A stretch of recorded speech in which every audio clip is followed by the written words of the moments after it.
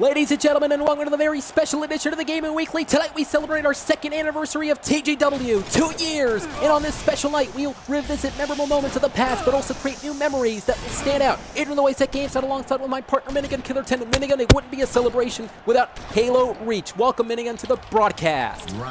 Thank you, AdrianTheVoice. I'm very glad to be here for the second year anniversary for the Gaming Weekly.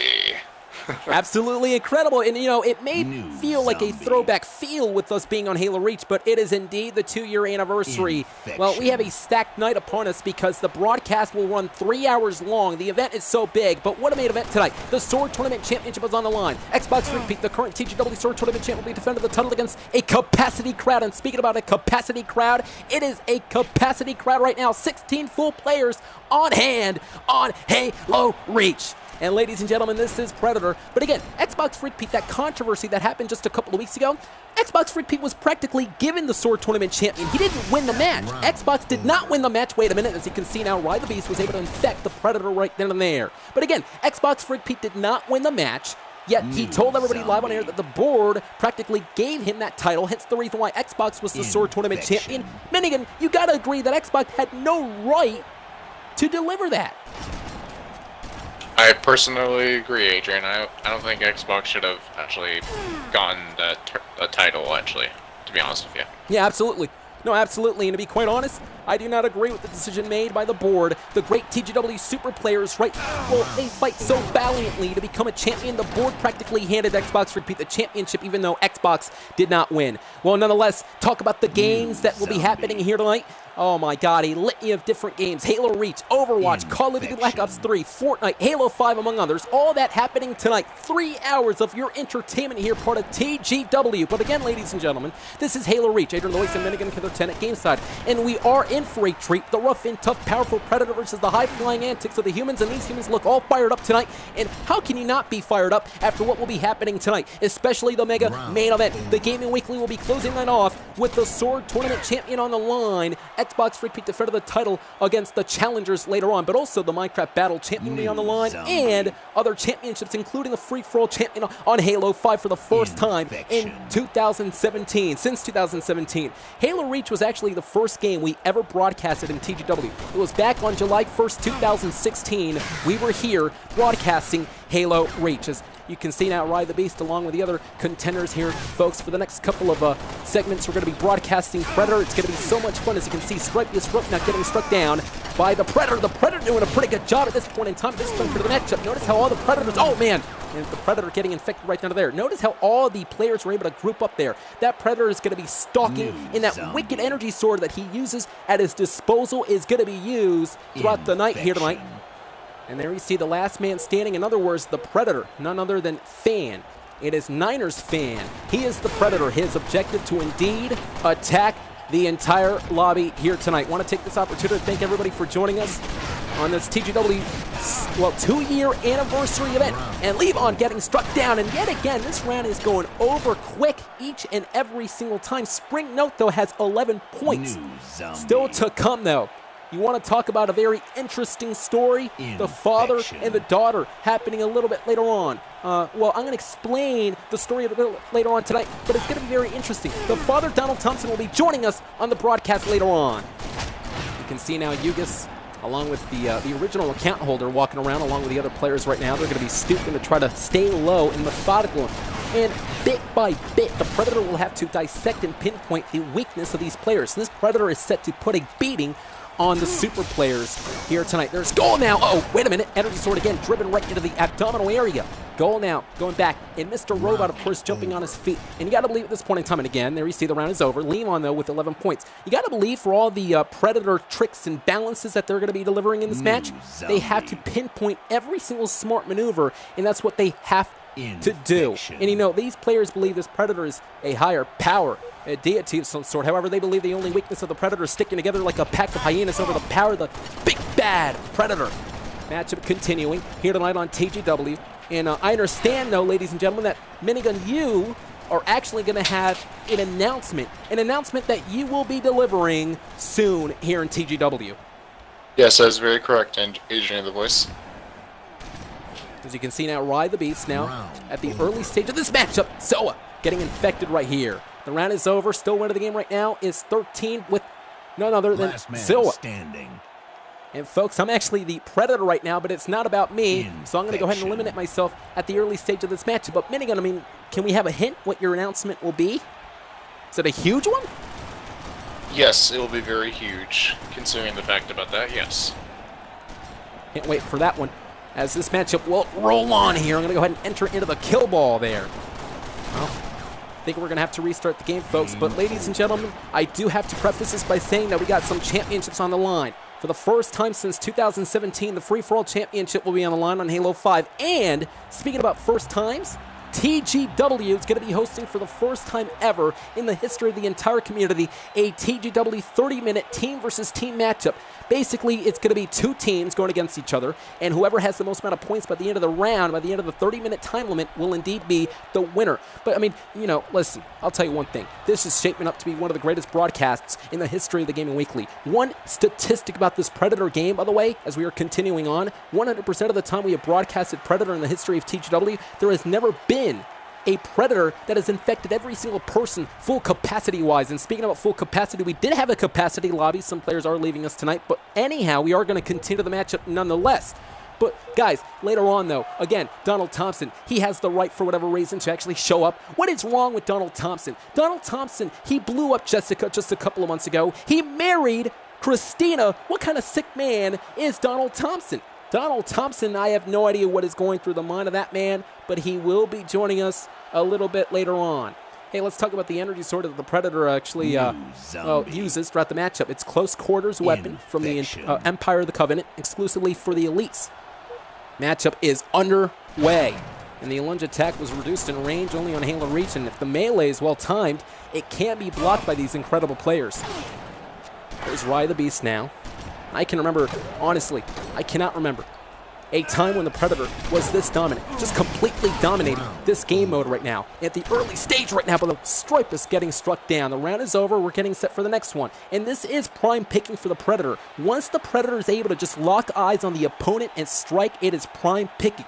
Typical behavior of a Predator, to pinpoint some sort of weak link, then dissect it. Look at this Predator though. We got to look at the next Predator, because what he's going to do throughout the entire game, I can guarantee you, he's going to lock eyes in every single one. Now, the very, very interesting strategy though when it comes to the Predator, he's probably going to have to lock eyes and make sure he goes after the opponent that is alone. As we are starting the game right now, folks, 3 hours long. It's TGW's 2-year anniversary here tonight. We are getting set for the next one. AdrianTheVoice and Minigun Killer 10 at game side. Still to come tonight. Minigun has an announcement to make. I have no idea what that announcement is, but we'll be sure to find out later on. And again, that typical behavior of the Predator and also the players right now. Look at this entire lobby. They are raring to go here tonight. I mean, taking the fight to the Predator. These players will back down from nobody. Driven into that scroll right now. Stripe this rope is down as well. Goal is still on his feet. And that sneaky power of the energy sword right across the backside of the opponents. That is the Predator. Again, the Predator has to do all he can to dissect, to infect, and methodically kill his opponents just like that. And that's the point I was talking about moments ago. Apocalypse here is going to pinpoint all the humans that are alone. And when they are alone, they are vulnerable, and Apocalypse is going to take advantage here as Jack Toiji joins the game. 9 minutes and 11 seconds and counting here tonight on Predator on the night where we are celebrating 2 years of TGW. The Gaming Weekly, a throwback feel on Halo Reach. These players, again, will not back down from anybody, but there you see the Predator just scouting out up midair, and this is a tough predicament for the humans because you can't really attack the human, or I should say the Predator, when he's invisible. Going to be very, very interesting to see the way the Predator is able to just combat the style, but there you see 2 people he just took out. Apocalypse able to take out 2 people at the early stage of this matchup. Apocalypse is rolling here tonight. Not been able to get anything going thus far for the humans. Remember the statistic. We have never had a Predator to infect every single person in the lobby. Could this be the night we see history for the Predator to infect all the remaining humans that are alive? There's Sparring Note, though, looking on as well. 8 minutes and 23 seconds and counting. This is going to be a huge one.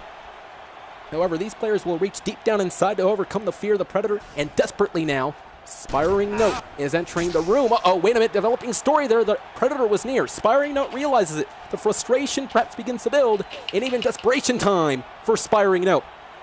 So, Minigun, I have another question concerning your announcement. Later on tonight, Yes. you are going to be delivering this announcement. Well, is it something bad? Is it something good? You know, that depends on how some people view it. I'll say that. Can't wait for that announcement, Coda. Later on, this will indeed be the last round of the night. And ladies and gentlemen, there we go. The round is over. And we are getting set for the next game. That was Predator. But ladies and gentlemen, for the first time since 2016, 2 years ago, we broadcasted this. Tonight, July of 2018, we're going to broadcast a very classic game. A game by the name of Gladiator. And Minigun, you know all about Gladiator. It's really, really fun.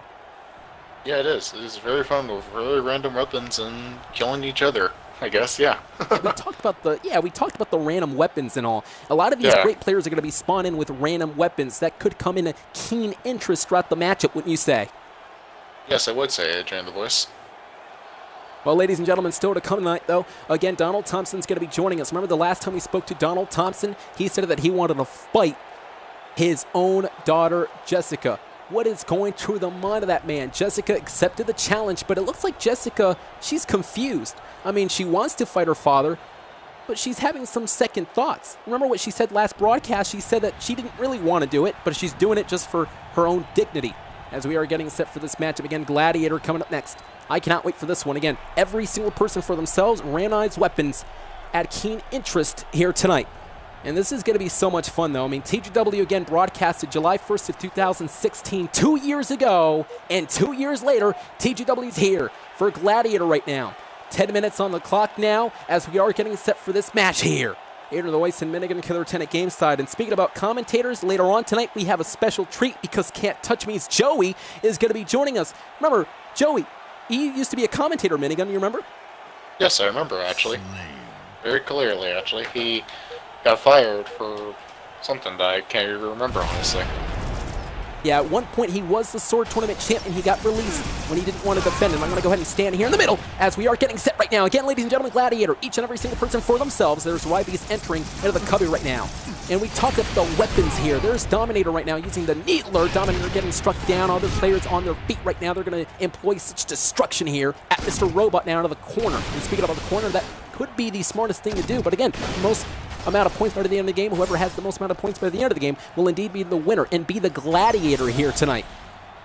And again, from Predator to the returning Gladiator, every man for themselves, and this could be an interesting dynamic. And the reason why I say that is because we got some disadvantages versus advantages. First off, disadvantage, I mean, say for instance someone actually spawns in with a pistol, they can't combat someone who would probably spawn in with a rocket launcher, as that Mr. Robot right now, again, he's using the Needler rifle. He's actually using the Needler, the weapon producer's fast-paced blades to shoot at the opponent. Eventually it will explode, which is actually in the process eliminating the opponent right now.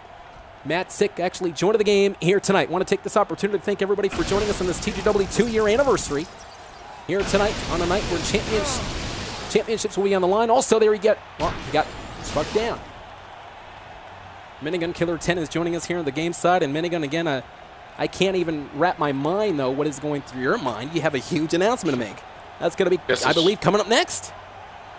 Right.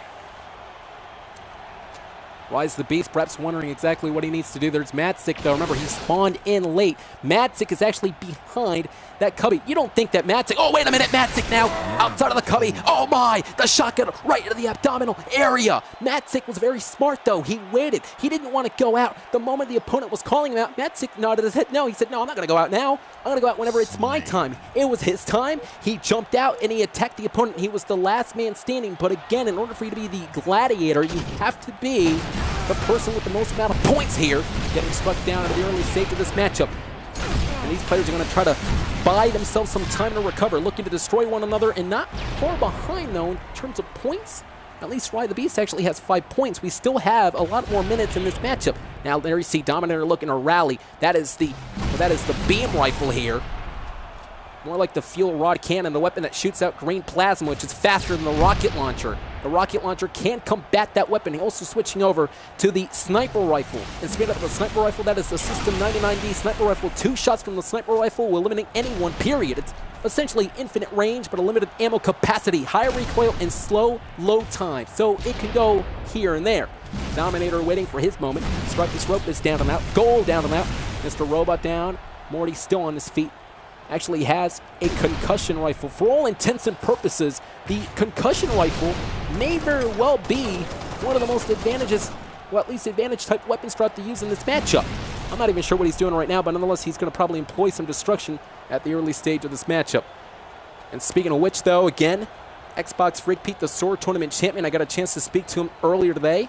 You know what he told me? He said that, listen, I don't care about anybody. I'm here to defend the Sword Tournament champion. I'm going to win it here tonight. Jack is down. Apocalypse is still on his feet. Some people are actually probably going to be AFK throughout, and that's a very disadvantage I like about this game, though. Some people do like to stay behind the cubby. Hey, Minigun, going back to this Xbox Free Peak controversy, though. You know, you didn't agree or to the fact that the board handed him that Sword Tournament title, but tonight he's going to be battling everybody else, but he was just mocking the entire capacity crowd. He was telling everybody that he didn't care about anyone else. I mean, what are your thoughts going into this? Well, I think it seems ridiculous, honestly, just actually, well, because of the fact that he's trying to defend the Sword Tournament Championship. I mean, come on, I mean, mainly the board, I know, is in charge of that, but I don't think he really needs to defend it, honestly. It's more like the board's job just to actually do that, besides just the fact that Xbox Free Pete's trying to do it. What, to defend the Sword Tournament champion from Xbox? Well, yeah, like, as you could say, yeah, sure. But Xbox Freak Pete has every right to defend the Sword Tournament champion. The Sword Tournament champion is meant for you to, well, defend the title to these great TGW players. Xbox Freak Pete was just making fun of them, though, earlier today. As you can see, Stripus Rope is down. Morty's still on his feet. And Minigun, what is the strategy coming in this Gladiator match? Well, mainly, what I would do is just hide behind the shields. And then when you have a right advantage point where somebody is just going to creep out there out of the shields, you shoot them either with a rocket, sniper, DMR, you name it. Just eliminate them as far as you can.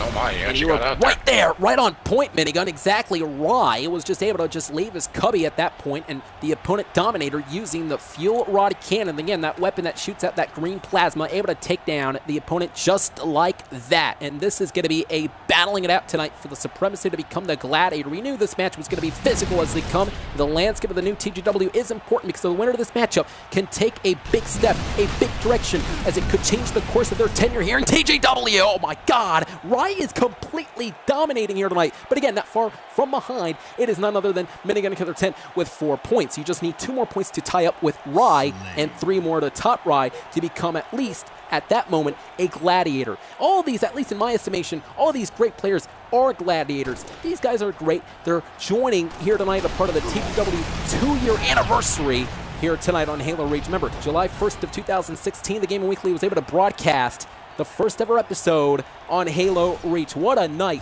And it's not even, it's not even over yet. And we still have a lot of games to come. For example, Overwatch for the first time in TGW history, a 30-minute team versus team. That's still to come tonight. The Minecraft Battle Champion will be on the line. The #1 contender to determine who's going to be facing the Battle Champion will be happening later on as well. But also, the main event. We started with Halo Reach on July 1st, 2016. Tonight, we're going to go full circle. We're going to end the broadcast with the Halo Reach Sword Tournament main event. A colossal night that's expected to be here. As you can see, again, Dominator behind that cubby. Going back to the strategy, though, Minigun, again, these players have to kind of lay low sometimes. They have to strike when it's the right time.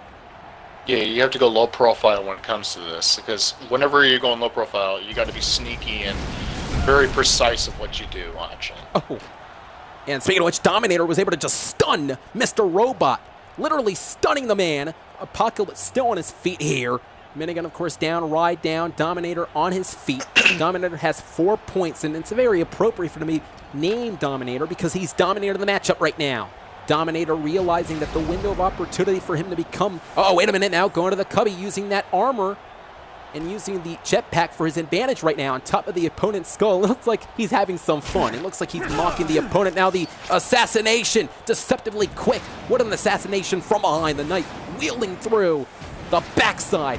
Blood gushing out. Dominator now, it's going to be using, again, that jetpack. And there you see, the round is over. 7 points for Rye, but Dominator, again, completely dominating this match with just 6 points.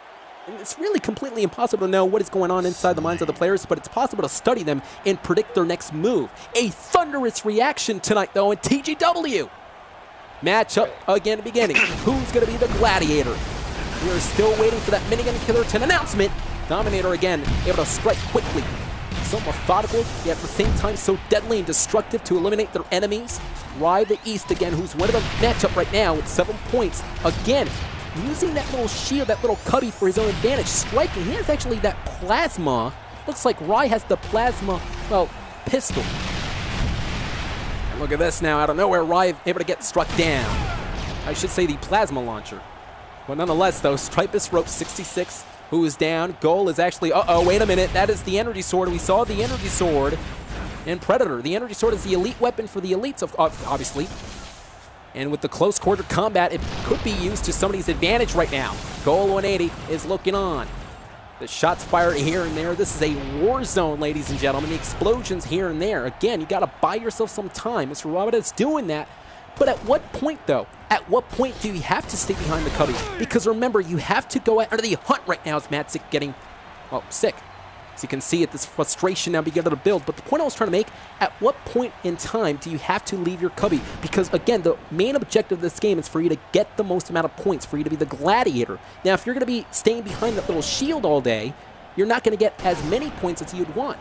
Inspiring note, though, is waiting methodically. Looks like one of them has the sniper rifle that can indeed shoot right into the skull of the opponent. Inspiring note realizes it, so he's going to wait behind that little shield right now. Minigun down, Rye down. Stripius, I believe, is still on his feet. Yes, he is, using that shotgun to his advantage. Here tonight on this Gladiator matchup, folks, for the first time since 2016, look at Mr. Robot. Mr. Robot was charging that Spartan laser. That Spartan laser almost right across the skull of the opponent.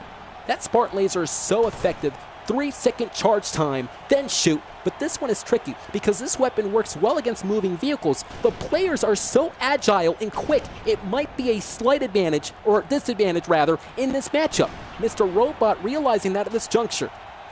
And there's Jack, who has that sniper rifle. And ladies and gentlemen, again, this will be the final round of TGW's Gladiator for the first time since 2016. It's been absolutely incredible. And we're not even getting started here tonight. This is sort of like the appetizer of what's to come tonight. 30 minutes on the clock. Coming up next on Overwatch, team versus team. But we have one more game on Halo Reach, and Minigun has an announcement to make. Championship night as well. This is a high-octane action right on your seat here. Inspiring note. Celebrating 2 years, though. 2 years. Minigun, if there was one moment that you would pick out of all the moments in TGW, what would be your favorite moment in TGW? Oh, man. Either Halo Reach Sword Tournament as one of them, or me managing the Halo 5 game nights. As good pick. One of yeah, them good pick. good. One of my favorite moments when it comes to you.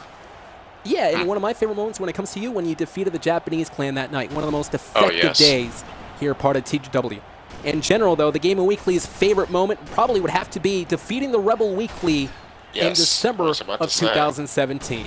Yeah, the community war, there was 3 in total. And there you see now Jack is continuing on to this onslaught. The onslaught, the machine-like Spartans, again, waiting for their moment, picking their time wisely here. And there you see again, Madsick just almost popped out. Inspiring note is still on his feet here, still winning the game right now. Is none other. Oh, wait a minute, a collision right now. These two again colliding, and again, a melee attack. These two were going at it at each other. They weren't really using their weapons at that point. Did you notice that? They were kind of meleeing at each other.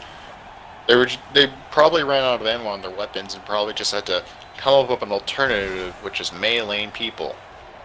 Yeah, perhaps so. And now look at this, the big, tough, and tumble Jack, who is again trying to reach to the top of the cubby, ladies and gentlemen. Now, if Apocalypse does not move, I believe he is AFK. I will have no other recourse but to end the game here tonight in TGW. Dominator just quitting, so I believe it's time to end the game. So congratulations to none other than, well, winning the game right now. Tied, we got Rye and Minigun Killer 10, 7 points. Those two are the Gladiators for TGW tonight. Congratulations to those two incredible players. Well, ladies and gentlemen, I cannot wait for this one, because coming up next, we are going from, well, Gladiator to now Crash Up Derby. And it's been a while that we broadcasted. Yeah, classic game, Crash Up Derby. But going back to the announcement, Minigun, you're going to be delivering that huge announcement coming up next. Yes.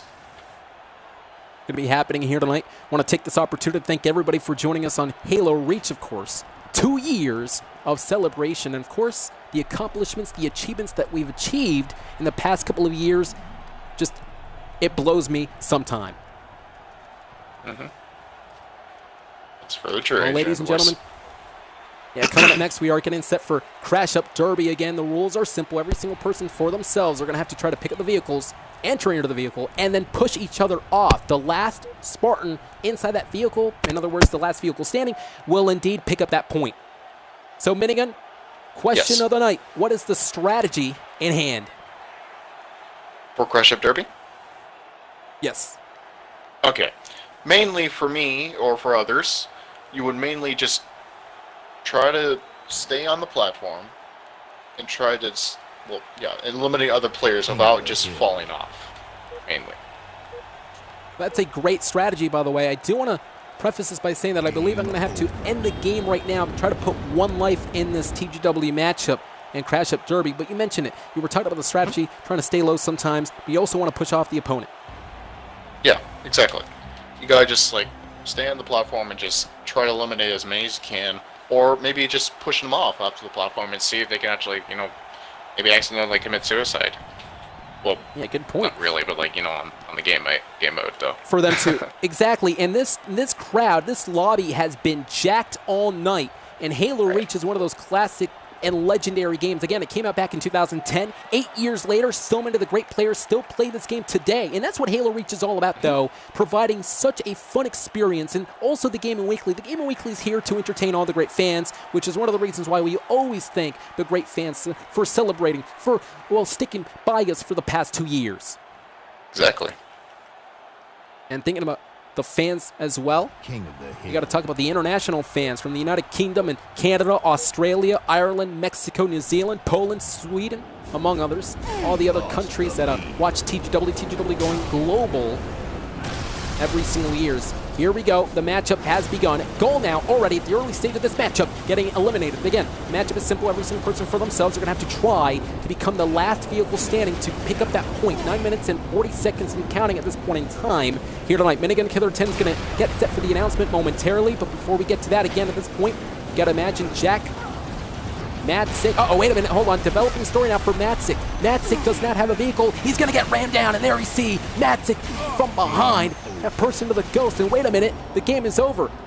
The game just ended. I have no idea what just happened, but the game just ended.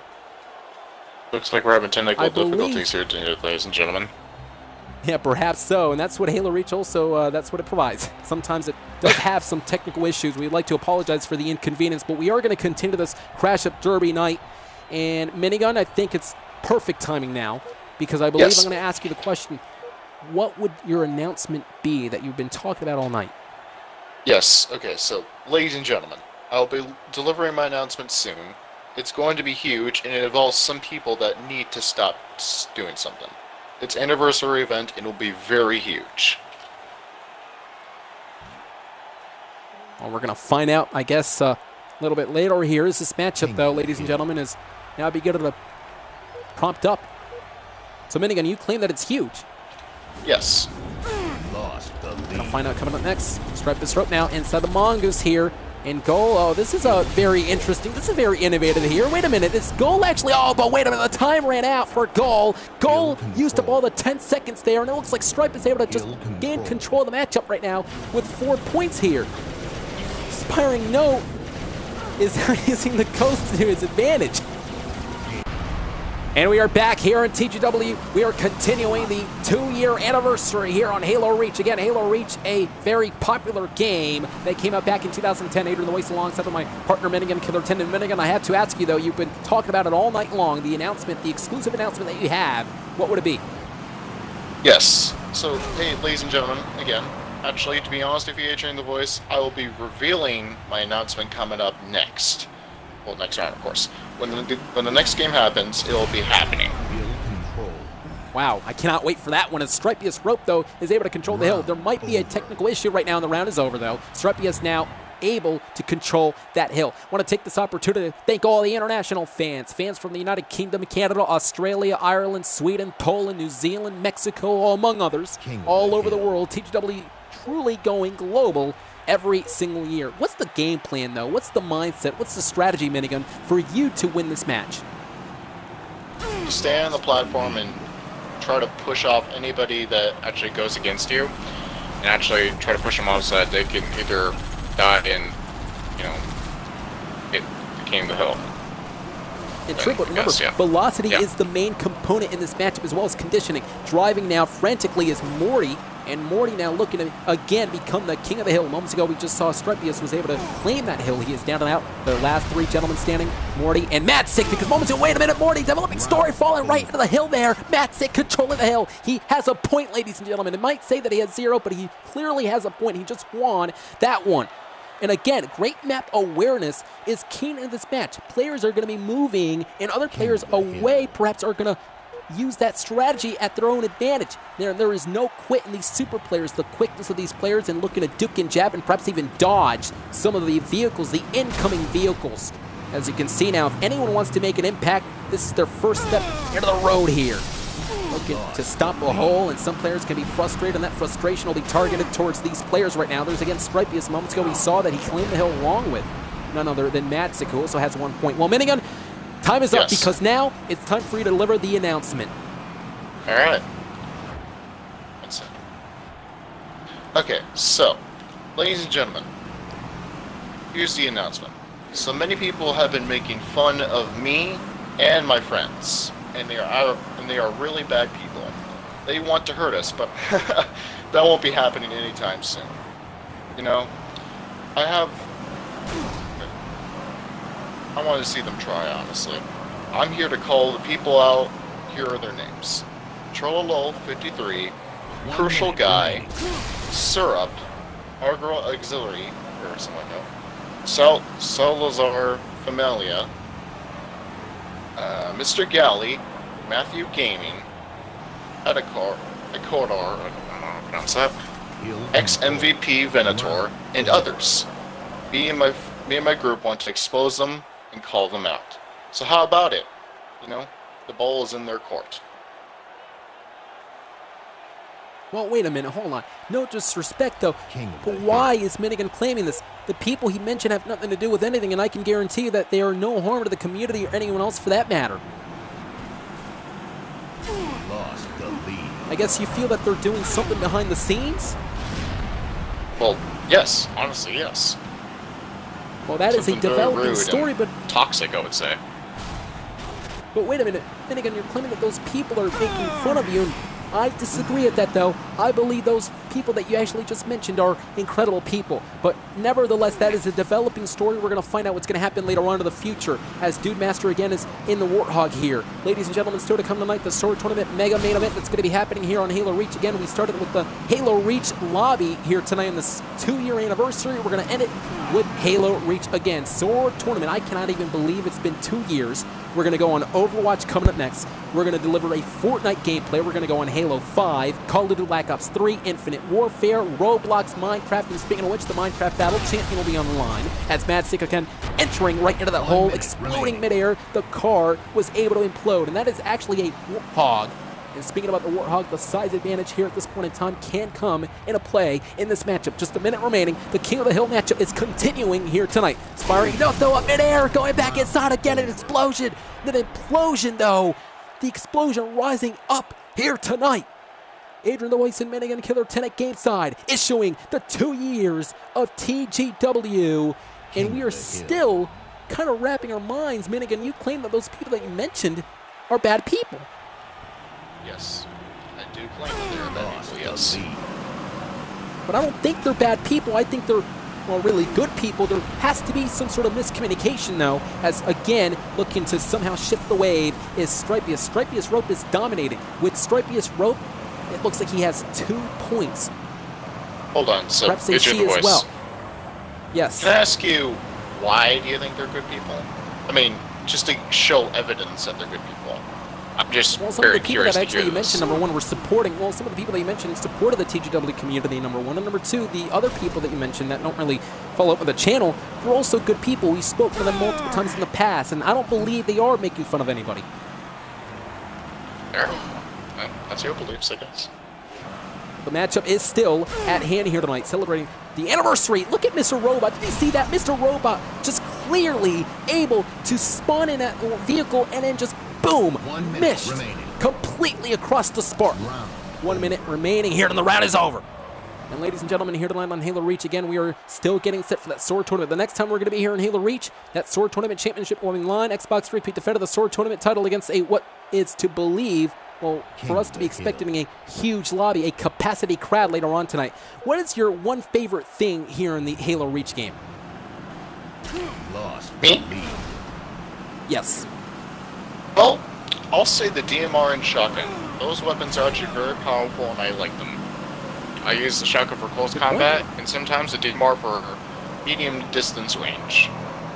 Sniper rifle, it's a bit tricky to use, but I mean, like, I can use it here and there. And speaking about tricky though, what a Yeah.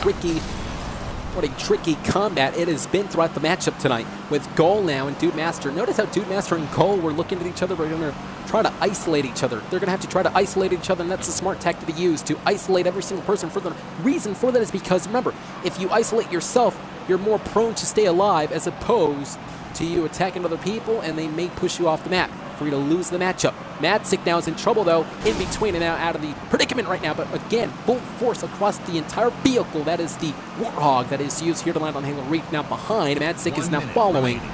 none other than, I believe that is Dude Master. Oh, wait a minute. Right into the cage there. Right into the cage. Oh, my God. The spawner was able to spawn in, and apparently it lifted the entire vehicle. The 350-pound vehicle right into the cage. And it exploded. The cage. King of the hill. Again, that is the setting where most of the people are standing by and perhaps even spectating the entire matchup. Once they get eliminated, they are watching that matchup unfold. But ladies and gentlemen, it's very interesting because, again, those little cannons actually spawn in and they lift your entire vehicle right into that cage and it explodes. And let's not forget the kill balls too. The kill balls come into play a little bit later on into this matchup. 1 minute and 42 seconds and counting. There is again the collision course, the explosion, the destruction that is at hand here by so many of the great TGW players that are here, celebrating 2 years of TGW. Still to come tonight though, Overwatch coming up next 30 minutes. Team versus team, first time ever. Stripey Rope now going downhill, and again, Stripey Rope getting struck down by Mr. Robot. Mr. Robot is just completely owning it here tonight, but again, still winning the match. Still winning the match is none other than Stripey Rope. Stripey Rope has 2 points. 2 points here tonight. Mr. Robot, Apocalypse is down. Madsick, I believe, is still on his feet. It's going to have to try to quickly into the Warthog right now and does so. Quickly back into the Warthog. Remember, in order for you to be the last man standing, for you to claim a hill, you have to be in a Warthog. And look at Madsick, though. He gained the composure and the advantage and was able to push off the opponent off the cliff here. Yet again, that was able to spawn in, launching Madsick right into the cage yet again. The minute is over. Stripey Rope still has 2 points, still winning that game. And I'll tell you, Stripey this player may be the prime winner of the matchup. King of the Hill, control the hill, 200 points here tonight on Halo Reach. The 2-year anniversary minute and moments ago. Again, you claimed so many people were, I guess, upsetting you. Yes, it hurt. Oh, look at this. And now Gull getting struck down by Madsick. Both of them were able to get struck down. Mr. Robot has his eyes locked on the person right in front of him. I believe that Stripey who is winning the game, though. Mr. Robot is going to try to push off. Perhaps, maybe, yes, he's trying to intercept. Stripey is here. Stripey is in trouble. Perhaps not anymore, because it looks like Stripey, speaking of interception, Stripey was intercepting Mr. Robot. Now is behind Robot now. And Robot is in trouble. Stripey is trying to push off Robot here. A developing story yet again. Dude Master is perhaps in front of him. It all goes back to the isolation tactics, trying to stay away from the opponents. The opponents may push you off. Dude Master once again, and along with Madsick 40, Sparino, what a collision. These two vehicles head first. Notice how every single time there's a collision, wait a minute, this is actually a very interesting note here. Sparring note is in a vehicle with another person here. No, well, there we go, getting off now. Oh, wait a minute, you gotta be absolutely kidding me. I believe this is a cheating tactic. Sparring note, along with his partner, we're gonna go ahead and check and see. That's Madsick 40. But wait a minute, Madsick is using that little vehicle, as you can see now, the driver and Madsick now controlling the hill. What a very, turn of events, an interesting sequence. You saw Madsick was using the vehicle's little weapon at the end, and the game is over there, though. Madsick 40 was able to claim that hill. That was the second time he claimed it, meaning that Striped Rope and, of course, none other than Sparring Note were tied right there. Ladies and gentlemen, what an incredible Halo Reach here tonight on Halo Reach, a 2-year anniversary. And coming up next, we're going to be on Overwatch, delivering for the first time in TGW history, 30 minutes on the clock, team versus team. The most amount of points by the end of the game will indeed be the winning team. Up next on TGW. For Adrian the Voice, I'm Minigun Killer 10. Minigun, we'll see you a little bit later on because I understand that you're going to be participating on Halo 5 as well. Yes, I will be. And what an incredible show of display by all of these great players on Halo Reach. Apocalypse, Mr. Robot, Dude Master, Gold, Matzik, Minigun, Morty, Spiring Note, and of course Strepious Rope. These guys were incredible all night long, and it continues up next on Overwatch. See you then. 2, 1. Let's go! And folks, the following match is 30 minutes long, team versus team, red team versus blue team for the first time in TGW. Now this is part 1 though, because the capacity time limit, 15 minutes. Hello again everybody, I'm AdrianTheVoice, and for the first time since May, Yellowish Object is joining us here in the commentary side of things. Yellow, welcome aboard and happy 2 years. Indeed, Adrian, happy 2 years, and it feels good to be back. Now, many of you may be asking yourself why I was gone for a month. I was taking care of some family issues, so, but now I'm back and better than ever. And I'm ready to celebrate the 2 years of TGW. It kind of feels like yesterday that I joined. Kind of feels like yesterday. Yeah, and speaking about yesterday, it felt like yesterday we were broadcasting the first episode of TGW back on July 1st, 2016, though. As you can see, Chunk Dinky already off the blocks quick, already owning at this point in time 2 points for the blue team. Ladies and gentlemen, the rules are simple here tonight. Obviously, team versus team, the most amount of points by the end of the game. Whichever team has the most amount of points by the end of the game will indeed be the winner of the matchup. Now, Yellow, I have to ask you, strategy in hand, what would that be? And strategies, that's a good question, Agent. Now, strategies, depending on the hero that you play with, you have a lot of skills, and you can possibly, destroy your opponent. Let's say, for example, Chunk Dinky, he's playing as Doomfist.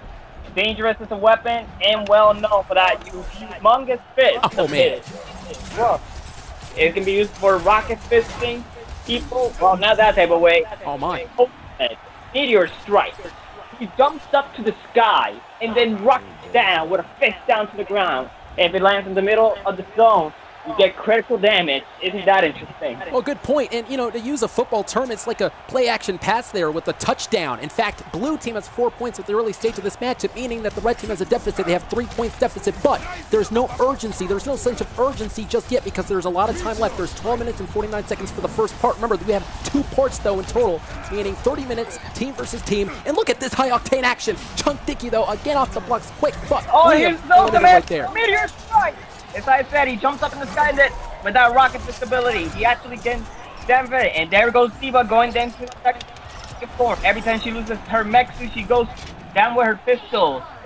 She made you think that she's weak, but she's actually very well mobile without her suit. And there she is. She just caught. And she caught her suit again. We see her ultimate is at 96%. And once that ultimate is full, it's bye-bye if you know how to use it, because it's self-destruct. And with the best sound. Like you say, nerf this?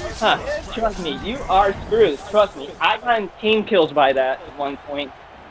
And Yellow, notice how the red team, though, they were losing at that point. However, they were able to pick up the offense of the advantage. But at that point in time, it looks like the blue team has 7 points now. Again, winning here tonight. Represented the blue team, none other than Screw, along with Chunk Dinky, as opposed to Mr. Galley and Liam, represented the red team. And this is teamwork at its finest. But it looks like they're desperately trying to play defense here. Bowling his way into the matchup is Chunk Dinky. Chunk Dinky getting eliminated by Mr. Galley. And again, these players can play and perhaps keep away. Sudden impact at the early stage of this matchup. Now, you talked about the strategy, though. They have to work together. That is the team strategy throughout the night. And again, 11 minutes and 22 seconds and counting. There's no sense of urgency just yet because the red team seems to be playing and perhaps even picking up some of the offense right now, Yellow. Indeed, especially as you can tell. Plus, look at Genji go. That Genji got eliminated. If you know, plus, look at Roadhog. Roadhog, what do we know about it? Big, fat, but he's going to be underestimated. He is dangerous, especially with that blaster and the scrap gun blast. It kind of like a shotgun. It has a close range. It can do some saving damage. Let me ask you, though. The team hook. Yellow, let me ask you real quick. Hook, which team do you think has the advantage tonight? I'll be honest, in my opinion, the team that knows how to correlate and plan out their strategies, that's the team that got the win. And the way they deliver the moves are otherworldly, one of the hard-hitting ways of all time. In fact, these super players can have an accomplished tenure if they pick up the win here tonight in this incredible Overwatch match against team versus team. 30 minutes on the clock. Again, this is part one, though. Screw again eliminated at the early stage of this match. The way to deliver, though, the moves are very, very pinpoint-like. And, you know, these players can have one of the greatest victories in TGW tonight on the main event on a 2-year anniversary on TGW. Keeping up the pressure, though, right now is Chunk Dinky. That's the point. You have to keep the pressure on the opposite teams because that's how you can get them. If you can keep the pressure on them, you do have a chance to beat them. That's the main point. Get the pressure. Keep them on the opposite side. And as we see right now, Reinhardt and the are trying to like re-strategize, think of an idea.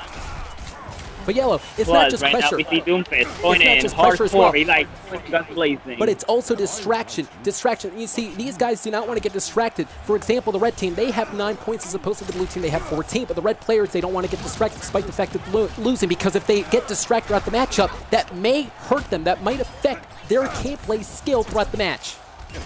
See, as we can tell, just saw a few seconds ago, like with that tag team, look at May. May, even though she may look innocent, but that ice gun to her is deadly as you can think. If it's pointing at you for a few seconds, if you can saw this now, it freezes you ice cold. And trust me, you do not want to be at the end of that freeze gun. Yeah, I like the cold, by the way, but not that way. Again, great team strategy. Great team strategy. Time and time again, they are spewing out all the bullets from the weapons. Desperation time now for the red team. 10 points at this point, at this juncture of the matchup. Going with the tag team against the Bastion losing the turn. All meteor strike, and he gets taken out by the meteor strike with the tag team. And as we see Bastion respawning, it's like at this point in time, they might be thinking, what do we have to do to get these guys? Like we are 8 points behind. And we gotta how to outsmart them. See, this is what like Overwatch is all about. Outsmarting your opponent, working together, like thinking ahead. Now this is what it's all about. Yeah, and these players do not want to bury themselves point-wise, and if that happens, they can't really get out of the deficit that the red team is suffering right now. Again, it just gained to the point. Another point, that's 12 points now for the red team. Congratulations, though, but they have to go into the assault. They don't want to waste any time, and you were talking about it. They don't want to have any wasted motion, no pressure. Perhaps even more pressure could perhaps maybe fire them to become that winning team. 7 minutes and 48 seconds and counting. Yellows, let me ask you what happened moments ago, though, when Minigun Killer 10 was talking about. Minigun called out a bunch of people claiming that a lot of people were making fun of not only him, but also other people. Well, within TGW, do you agree with Minigun? Because I highly disagree. I believe everybody that he mentioned, that Minigun mentioned, were respectful people at that. Man, I disagree with you 100%, dude, and this is why. Like, if you're making fun of TGW, it's like you're making fun of the entire community. Like, making fun of you, making fun of me. And, like, that's not like cool, they did not make fun of TGW. In fact, they only made fun of, quote, at least according to Minigun. Minigun states that they were making fun of Minigun and his friends and trying to hurt the people. But at the end of the day, I truly believe Minigun had no right to say that, because those people, number one, they're great people, they're incredible, and Minigun is just, for all we know, could be spreading lies and rumors. Man, I'll be honest, all is just life and rumors. We don't know what happened until it happens, so. But for now, let's get back to this matchup. As we see right now, MR Gallery actually switching to Junkyard. And trust me, he's pretty good with that grenade launcher. Look at trust me, it can be devastating. Yeah, it can be devastating. Oh, yeah, as we can tell at the scoreboard, that Bastion actually activated his ultimate, that he transforms into a tank. And trust me, that is deadly. Hopefully it doesn't tankle people around. Exactly, and into this matchup, we're going to try to climb within a fall and a point. One step closer is the red team. They're Screwy, though, and you were talking about Screwy. Very talented as this man. In fact, he's pinpointed every single opponent for him. And every single time he's able to get the advantage, he uses that for his own advantage, not only that, but also for the blue team as well. The blue team with 25 points, along with the other blue member, is Chunk Dinky. Chunk Dinky and Screwy are meshed up so well together. They are really, really taking it to the red team. Indeed, that's the point. It's like I said, Adrian, you have to work together. Like, it's all about the correlation, the planning, the strategy, plus the timing. Like, timing is a major key factor. If you don't know how to time your attack correctly, it could be the end of you. And just the carnage that is left behind from the player. Chuck Dickey lands on his feet and again trying to attack the opponent. Does so. And from behind Mr. Galley, though, able to attack pinpoint Chunk Dinky's skull. The skull of Chunk Dinky almost imploding and almost decapitating right there. But again, Chunk Dinky off the blocks. And again, using that weapon at his own advantage. Oh, as we can tell, actually, let's actually talk about some of the heroes they're playing as we can tell. Like MR, he's actually playing as Hanzo, a well-known bow maker, and his ultimate is devastating. Can he even go through walls, which is interesting. Yeah, that could be used for their advantage. Well, it could be, but sometimes, trust me, if you're on the opposite team, you're screwed. And all they need is more maneuvers that can truly change the complexion of the matchup. Some insurmountable odds, though, for the red team. They are almost halfway as we are just in 4 minutes and 40 seconds left for the first round, part 1 of 2, for what is going to be a 30-minute team versus team match for the first time in TGW history. And it is still shaping up to be an incredible TGW 2-year anniversary. It's Mr. Galligan scouting at the opponent and sees the opponent right ahead, trying to shoot the opponent. The opponent, though, shooting back. Mr. Galley doing the smart thing, though, hiding behind all the platforms and back. There he is, getting stunned, though. Mr. Galley approached the opponent. The opponent that has none other than Screwy, and Screwy was able to eliminate, I believe, Mr. Galley. Indeed, as we can tell, Adrian, like, look at this, like, interesting moment. They always got planning. Oh, man. See, like, for example, he just got hooked. Well, hopefully that hook didn't hook them up.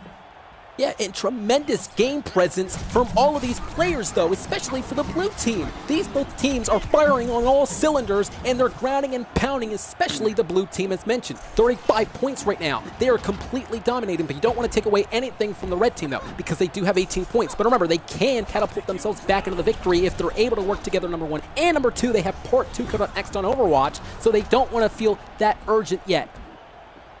Yeah, they don't want to feel cocky yet because they still got a part 2 match coming up. And as we see, we got another hero change by Screwy. He's playing as Tracer. Like, what do we know about Tracer? A well-known test pilot who actually got in an accident flying a prototype jet that actually surprisingly made her go out of time like a glitch. Man. But thanks to her friend Winston, which is actually a gorilla, was able to make the Chrono Accelerator. And so many of the Overwatch players, and so many of the Overwatch characters are incredible and very unique. Each one has their own unique style, and that's what we're seeing here tonight on Overwatch. Each one is able to attribute the skills that each one acquires. Yeah, and trust me, Adrian, each of them have a pretty interesting backstory. Well, a proper game skill eloquence is what's needed in this matchup. Again, Chunk Dinky off the blocks, attacks the opponent, and it does so. The enemy falling through, 40 points versus 20. They're halfway through for the red team. The blue team, again, this is actually the point in time that the blue team could perhaps maybe slow down the pace. They're able to slow down the pace and perhaps realize that for the next 2 minutes and 20 seconds, they're not going to be able to, well, maybe shift the entire momentum for the red team. The red team has 20 points, we get that, and the blue team has 41. Do you think in your mind there's any way the red team can turn the tables perhaps and actually beat the blue team? I think they might be able to do it. Like, if they're able to coordinate their attacks for the next, like, almost 2 minutes, they might be able to pull it off if they play it smart. Perhaps so, as Chunk Dinky, the slugging continues. Getting into fruition now is the blue team. But you don't want to take away the credibility from the red team, though. Both Mr. Galley, and look at this, though. Again, both Mr. Galley and Liam are doing really, really good, but it's not enough, though, to combat the style of the blue team, because it looks like the blue team has completely dominated the entire juncture of the matchup, at least the half portion of this part 1 of 2 30-minute team versus team match here on TGW. Speaking about part 2, Yellow, coming up next, we're going to be introducing Donald Thompson. Donald Thompson has a huge announcement to make, because apparently the last time we spoke to him, he said that he wanted to fight his daughter. The daughter, Jessica, accepted the matchup, and we're going to find out what Undead, or we're going to find out what Donald Thompson has to say next. Man, Donald Thompson, man, that guy makes me sick after what he did to his own daughter, his own flesh and blood. Wait a minute, you and I are agreeing on something? The sky must be falling. I agree with you. That man is a pig, a disgusting pig. He sent that package to Jessica a couple of months ago. She opened it, she lost her vision, almost losing her vision permanently, mind you, but nonetheless losing her vision temporarily. And then out of nowhere, to add insult to injury, he had to marry his other daughter, Jessica's sister, Christina. What kind of sick man? What is going through the mind of Donald Thompson? You gotta be absolutely kidding me. He has the gall to join the broadcast coming up next? And in a 2-year anniversary? Nah, that man makes me sick. No, you know something? When he joins the broadcast, I'm actually gonna give him a piece of my mind. I'm gonna give him a piece of my mind. But remember though, he was the man who married Christina this past month, the first ever TGW marriage. What were your thoughts on that? I'll be honest, even though I wasn't able to be there, I watched it. Trust me, I felt my skin crawling. And trust me, every time, I felt like goosebumps, but I want to feel that. We got 3 seconds. We got 3 seconds now. Of course, the blue team able to pick up the victory. Congratulations to the blue team, able to knock off the red team on Overwatch tonight. But that's just part one. Coming up next is part 2, another 15-minute put on the clock on TGW, in total being 30 minutes. But again, coming up next, Donald Thompson will be here, and well, I mean, you got to set apart yourself. By the way, partner, you don't want to mess with Donald Thompson. He's a crazy man. Trust me, Adrian. After all the things that I've done here, let's take it back to my resume. Let's take it back. Let's see. Was known as Rebel Yellow back in the day, leader of the Puerto Rican gang. Yeah, the Bacalaos. The destroyer of the Rebel Weak Fleet. Otherwise, that's how I earned the name Rebel Slayer. And that's it. And what has he done? Marry his own daughter? Blew her own daughter? Huh. Trust me, I got more tricks in my arsenal than he thinks. Well, I'll tell you one thing, though. Speaking about the tricks, you got to believe Donald Thompson had some tricks up his sleeve when he's going to be facing Jessica in a one-on-one match for the first time in TGW history. There's going to be a father facing his own daughter, Jessica versus Donald Thompson. And you got to feel for Jessica, though. Jessica didn't want this. She even said it last time in the broadcast. She said that, hey, listen, I don't care. I don't want to face my father, but if he wants to fight me, sure, I'll accept. She misses the old times. She misses the old Donald Thompson, the way that she looked up to him. And now, out of nowhere, Donald Thompson is just claiming this matchup? Well, sometimes, Adrian, you gotta have love, but sometimes you gotta have hate. And I think Jessica wants to prove that she's not afraid to step up to her father and show him that he did one big mistake and surprisingly even stole, and I quote, the love that she had for her sister. All that culminates next. Okay, so this part is going to be edited out, by the way. You can start. You're got to be serious. I just... Yes. Jeez, man. That's a bit. Yeah, they are kind of unbalanced. That's actually pretty good. I have to admit, that was actually pretty good. Yeah, Yellow, you did really good. That was good. I mean, I know. I kind of had like 16 of our kills.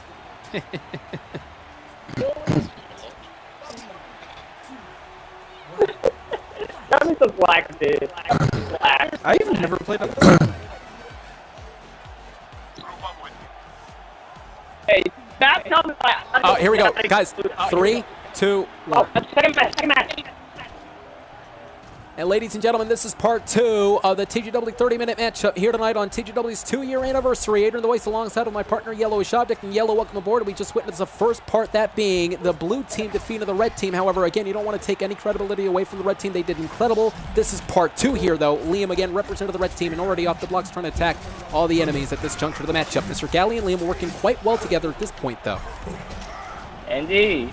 And as we start off the match, we got on the red team, we have 2 tanks. And then we got an attack hero and a support. As we can tell, Reinhardt is actually a pretty good tank. As we can tell with that big shield ahead that holds 2,000 HP, which is actually pretty interesting. Oh, as we can tell from the opposite team, they're actually doing a good strategy, trying to save extra spawns, trying to regen some health. That's a good strategy. Very wicked. And speaking about strategy, if you're the blue team, do you change any type of strategy considering the fact that you just got a victor in the last round? sometimes it's usually best to just stay with the best strategy that you did last round, but sometimes you gotta change it up because they might use it to go against you. So usually I like to like keep it fresh, but also unpredictable, which is my style. Like you know that I'm unpredictable. Well, I'll tell you, speaking about unpredictable, the unorthodox style of these TGW players, I'll tell you, they are unorthodox, but tremendous respect for all these TGW players. As you can see, again, Chunk Dinky just grounding and pounding the opponent, able to eliminate Mr. Galley. Did you see the carcass literally torquing right across the wall? And again, Chunk Dinky full force attacking the opponent. Now Liam is in trouble. Chunk Dinky, though, able to eliminate Liam. Oh my god, the blue team yet again, very reminiscent of what we saw the last round. The TGW blue team, it looks like they're completely dominating. And take a look at Chunk Dinky, he's dancing. Chunk Dinky's dancing right here. Perhaps maybe that is a sign of being a cocky person, is Chunk Dinky. But again, he won the matchup last round, why not be cocky?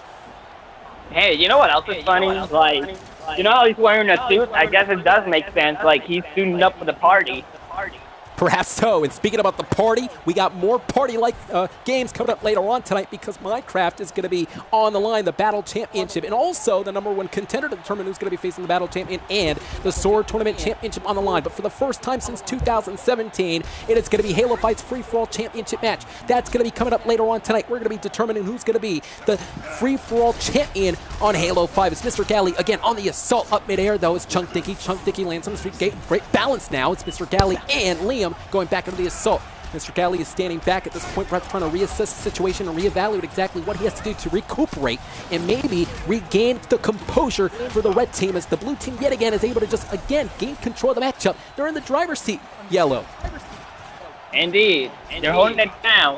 Like, the blue team has had 7 points right now, and they're holding it down, trying to prove. Like, I like the strategy, like attack and heal. That's the point. Like, if you have an attack hero plus a support hero, you're good. And speaking about support heroes, let's talk about Moira, actually. Moira, pretty interesting, actually. She's actually been added like a few, actually. She has her onic grab, basically does dark energy and reaches out, like sucking the life out of you.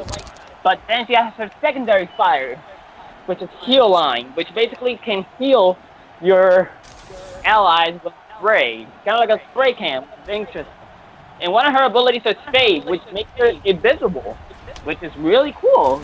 Well, that's sort of like the sense of resilience too, isn't it? Exactly.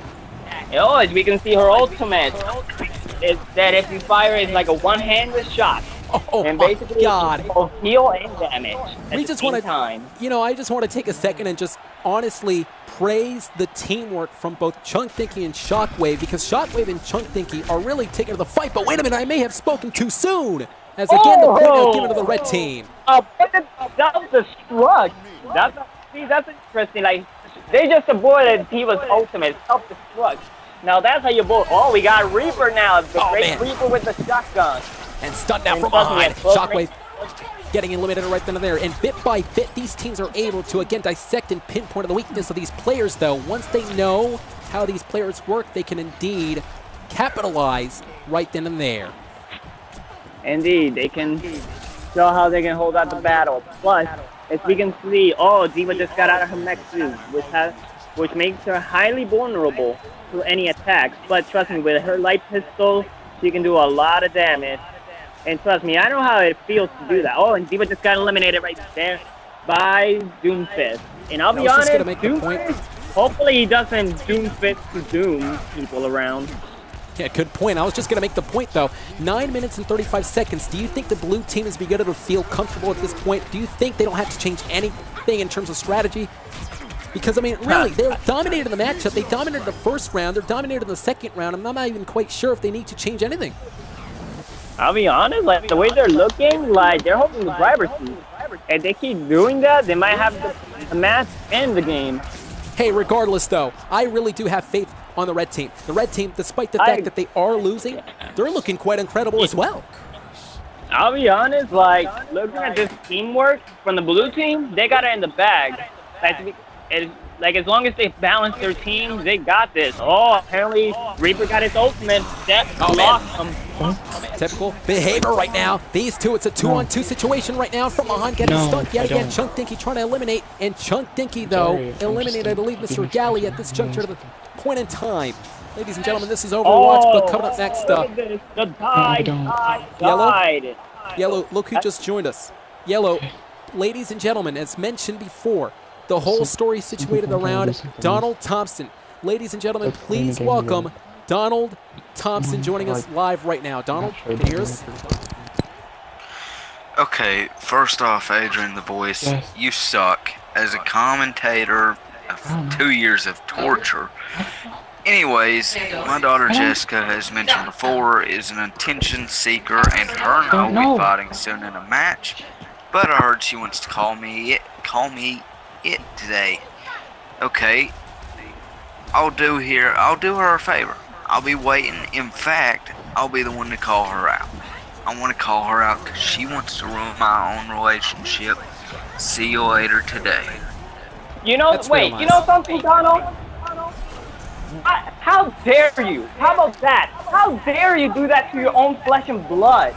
Like, you're a disgrace of a man. Better yet, a disgrace of a human being and a father.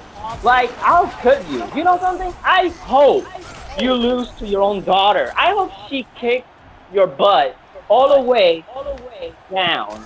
Honestly, though, Yellow, not for nothing, but why is Donald doing this? He's the bigger man. He's the father in this situation. He's supposed to settle things down, but instead he's pouring more gasoline in the situation, igniting the fire even more, which is ridiculous. And poor Jessica, who is confused again. She's determined to fight her father, but she misses her own father. The amount of odds that she has inside her, I mean, can you imagine the frustrations, perhaps, that she's feeling inside, the way she's hurt now?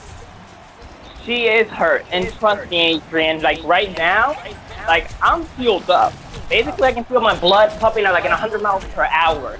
I can feel my rage filling up like a typhoon. Jessica. Imagine how Jessica's feeling. She's in the midst of all things. Hey, listen, TGW seen worldwide in countries such as the United States, Bermuda, Mexico, Canada, worldwide, celebrating 2 years of this amazing community and the channel. I cannot believe an unbelievable 2 years it has been here in TGW, entertaining to the great fans.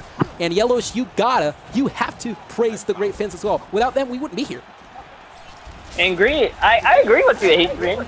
Like, I remember back then, I was originally a fan, but now look at me. I'm a full-on color commentator and working with possibly not one of the most obnoxious people around here, but one of my best friends, too. Thank you so much, by the way. Thank you. I'm not sure if I can take that as an insult or a compliment, but thank you. It is an honor to work with you as well, Yellow. Well, it's kind of both. Now, let's get back to this matchup right now. We got 24-6-5 with 6 minutes on the clock.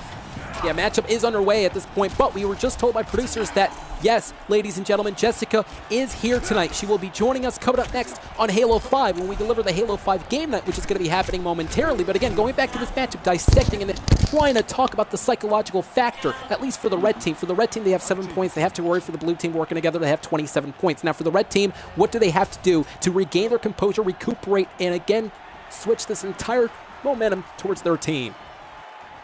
I don't know, Agent. At this point, like, they gotta have they can't have hope. Like, look at the score right now. 27-7, 20-point lead. Like, there's no way they can catch up unless there's some miracle. Oh, man. But I doubt it, because think about it. These two are working together. And like, take a look at Chunk Dinky.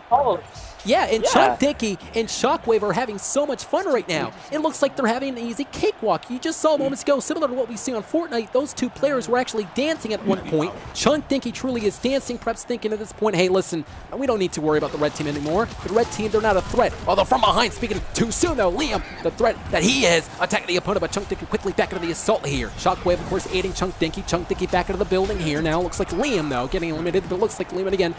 At this point in time, more eliminations continuing each and every single second here tonight. And speaking of a second, the attack from both ways, which is actually pretty good.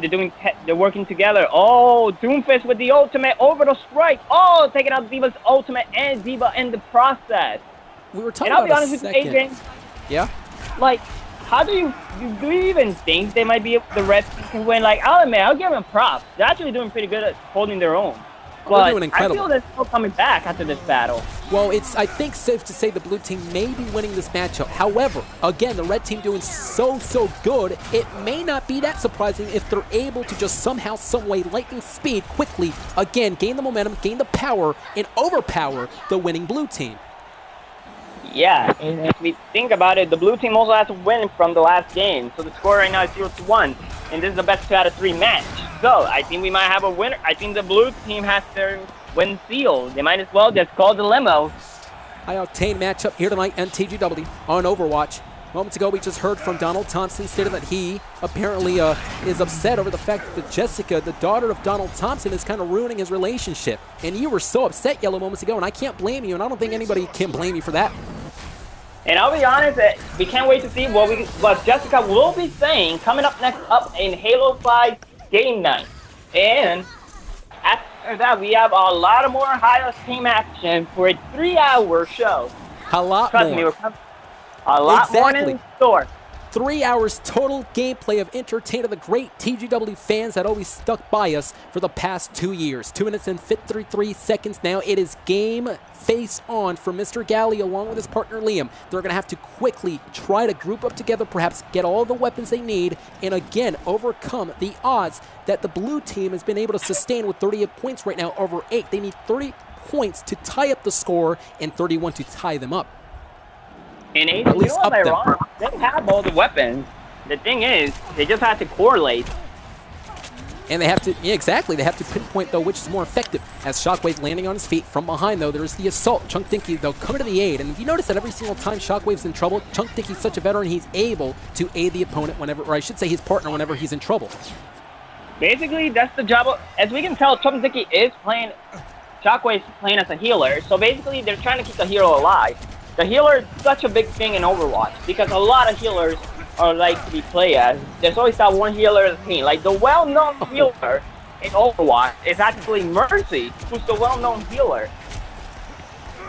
Yeah, and I'll tell you one thing, though. I mean, speaking about, well, Mercy, if you look up dangerous in the dictionary, the face of Mercy is there, along with the rest of the Overwatch players. Chunk Dinky's now he's a cakewalk. Glad you're taking one out of my book. You took one out of my book. I'll give you that one. Well, of course, now Chunk Dinky along with Shockwave driving towards her as the opponent downstairs, though. Chunk Dinky was able to just culminate at this point in time now. Shockwave getting eliminated. As we can tell right now, the game is 10-40. They need 30 points to tie up this game with 1:30 remaining. Now, can they do a comeback? And folks, I am being told, according to producers, they just informed me, Yellow, you want to talk about a TGW legend? Can't Touch Me, a.k.a. Joey, is going to be joining commentary coming up next when we're on Halo 5. A legendary commentator that he is for the first time since 2016. Joey's going to be joining us back again. Wow, I'll be honest, 3-man commentary? Huh. It'll be pretty interesting to be with another TGW legend. Yeah, great to see an old face here in TGW. But going back to the action, though, blue team with 41 points. I think it is safe to say that the blue team will be taking it home tonight. But we got to give credit to the red team. The red team working so hard and diligently. They did pretty good. Yes, they did pretty good. Trust me. And the blue team, I like think about it, Adrian. The blue team, they kept themselves, they strategized, and they know how to do the call-outs. And I can tell that they balanced their team. Like with a healer and an attacker. It's a good team right there. Like, I'll give it to both of them. You know, like, I applaud both teams. I applaud them, both of them. Same here, and along with the rest of the TGW subscribers, you were talking about combinations. Combinations perhaps may have been used throughout the matchup, but ladies and gentlemen, to use a hockey term, by the way, Yellow, the match is over. Indeed. GG, indeed. And now, coming up next, people, in the TGW 3-hour special, we're going up next to Halo 5. Halo 5 is coming up next. We'll see you then. But before we go there, we want to take a look at the replay here. Chunk Dinky again was able to deliver such a stunning maneuver throughout the whole match. So congratulations to both Chunk Dinky and Shockwave winning the part 2 of this incredible 30-minute. And I'll tell you, this has been an unbelievable 30-minute matchup here tonight on Overwatch. There's still more to come because you just talked about it, Yellow. We're going to go on Halo 5, and I just mentioned it. I was alluding over the fact that Can't Touch Me is going to be joining us on commentary coming up next in old TGW face. I cannot wait. Up next on Halo 5. But again, I was just using the hockey term. It's time to pull the puck. and the goalie. Ha! We'll see you next. Then. And James, give me a Coke. What are you talking about? Well, we sat next at the same time. And ladies and gentlemen, welcome back to TGW's second year anniversary. I'm AdrianTheVoice, and we have a special treat joining us on the commentary side of things. It's none other than Joey, a.k.a. Can't Touch Me. Joey, you're returning tonight for the first time in a long time. Welcome aboard. Thank you for having me. Yeah, it's been a while, but I'm glad to be back.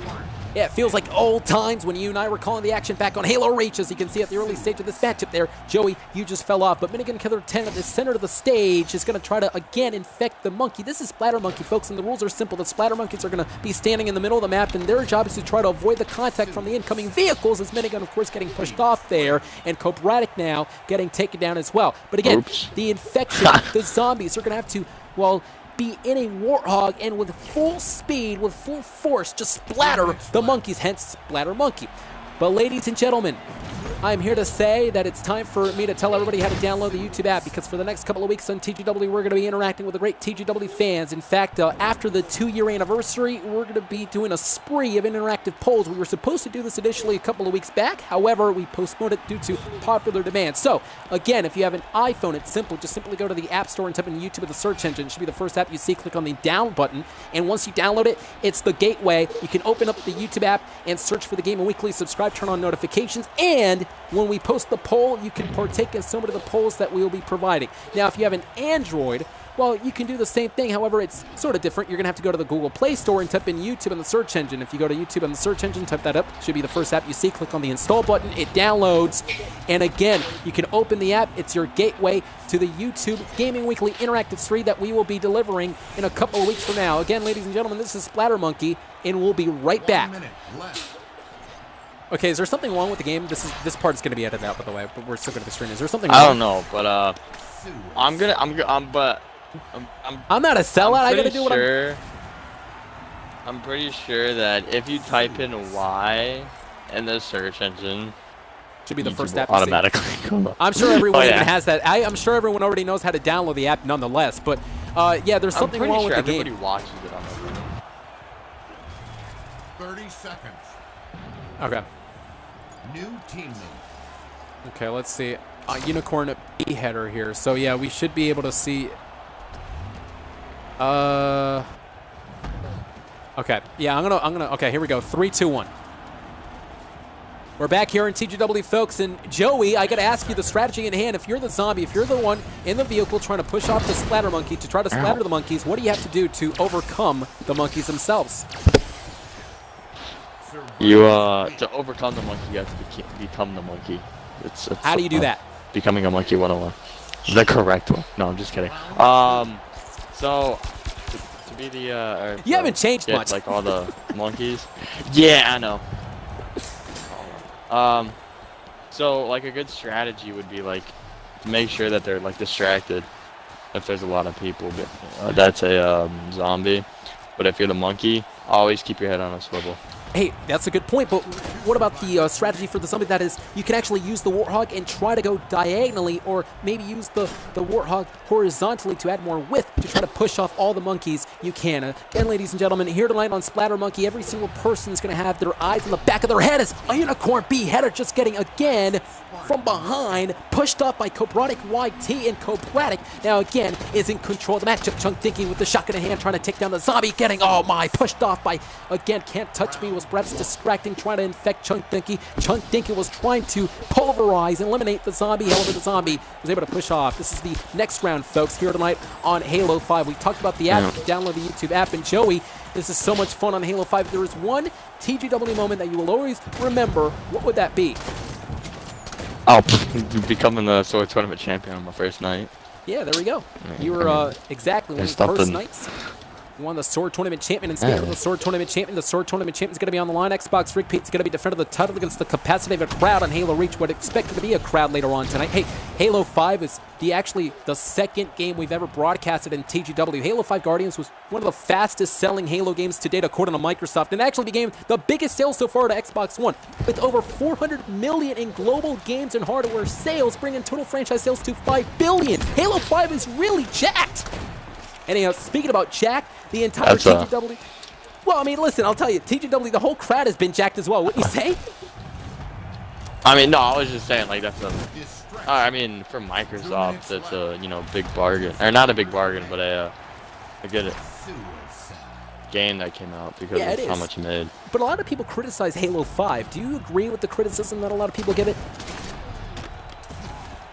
I mean, in my opinion, it's kind of like a little bit a mixture of not Black Ops, but like a Call of Duty, because you can, I think you can create classes, because I don't really play this game.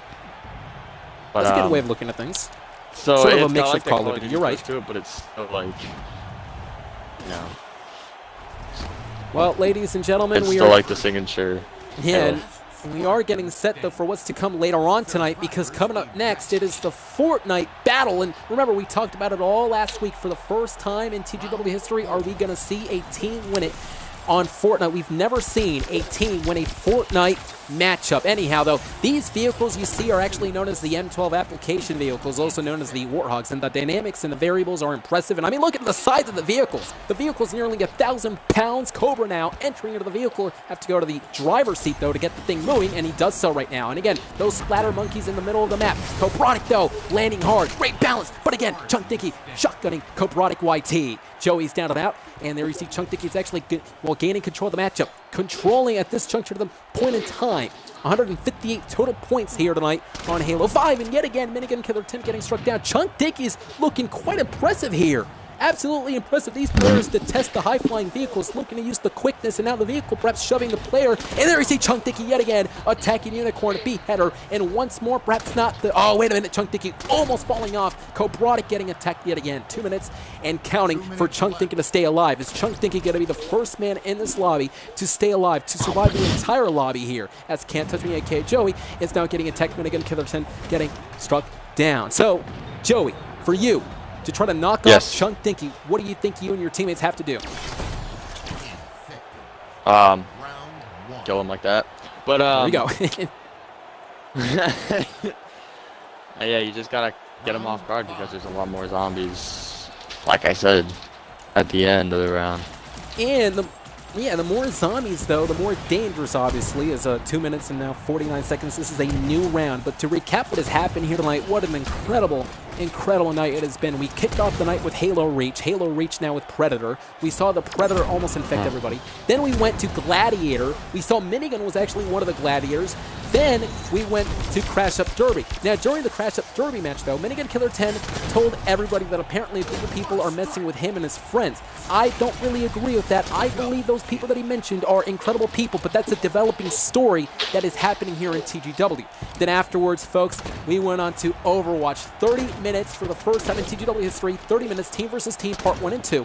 It was red versus blue team. The blue team completely dominated both parts. However, you didn't want to take away any credibility from the red team because they did really, really good trying to combat the forces of the team. And now we're on Halo 5 for the first time since last year. And speaking about Halo 5, one of the greatest games of all time, perhaps arguably one of the greatest Halos of all time, a lot of people would say. There's the last man standing. Now the last man standing, Chunk Dickey, of course, getting struck down. Yeah, arguably I don't know, one man. of the greatest. Halo Reach, in my opinion, was by far #1. Halo Reach is a Halo tough game 3 to comes top. after it. And there's Chunk Dickey now. Halo 3 comes after it. And Halo 3, Reach. well, let's just put it this way. Almost all the Halos were classic, I would say. Can't Touch Me, a.k.a. Joey. Joey looking on, and Chapel Chaos and Akron Penguin Unicorn. More people are joining us in this Jack lobby here tonight. Want to take this opportunity to thank everybody for joining us again on the TGW 2-year anniversary live on Twitch and also on YouTube. And the people joining us here in the game lobby. More people are joining us over and over. This is, again, folks, Splatter Monkey. Every single monkey in the center of the map, they're going to have to just stand and try to avoid the contact from the incoming vehicles. We talked about the width of the vehicles, the M12 application, aka the Warthogs. The Warthogs, some people might have to turn their Warthogs diagonally or horizontally to again get more width to try to push off more people. But again, some advantage when it comes to the Warthog. Well, the vehicle is it's so adaptive to any type of a situation, including this one, trying to rip apart and splatter monkeys. Hence, Splatter Monkey. But for every advantage, there's some disadvantage. For example, the M12 force application vehicle is prone to roll over due to the size and speed, and when it rolls over, it gives the opening, it gives the opponents to get that opening perhaps for some time for them to recuperate and regain their composure and let them perhaps win. As Joey right now, look at the body. Did you see the way Joey Spartan was able to contort mid-air? Acronym Penguin now getting shot down. There's one thing that I don't know if you know this or not, but Yep. what was it? The Warhog is in Forza Horizon 3 Really? because it's a it it's a really? Microsoft game. I didn't know Yep. that. I like Forza, by the way. Forza's incredible. I didn't know that, though. Well, ladies and gentlemen, this is going to be the last round, by the way. There you see, oh my, the last round has been completed. Congratulations to all the players, but the survivors were able to get eradicated there. Coming up next, though, we cannot wait. It's Capture the Flag, and Capture the Flag, one of the most iconic Halo games in the history of Halo. Halo, of course, seen live all over the world. Halo 5, again, coming out back in 2015. We talked about how it generated sales of over 5 billion.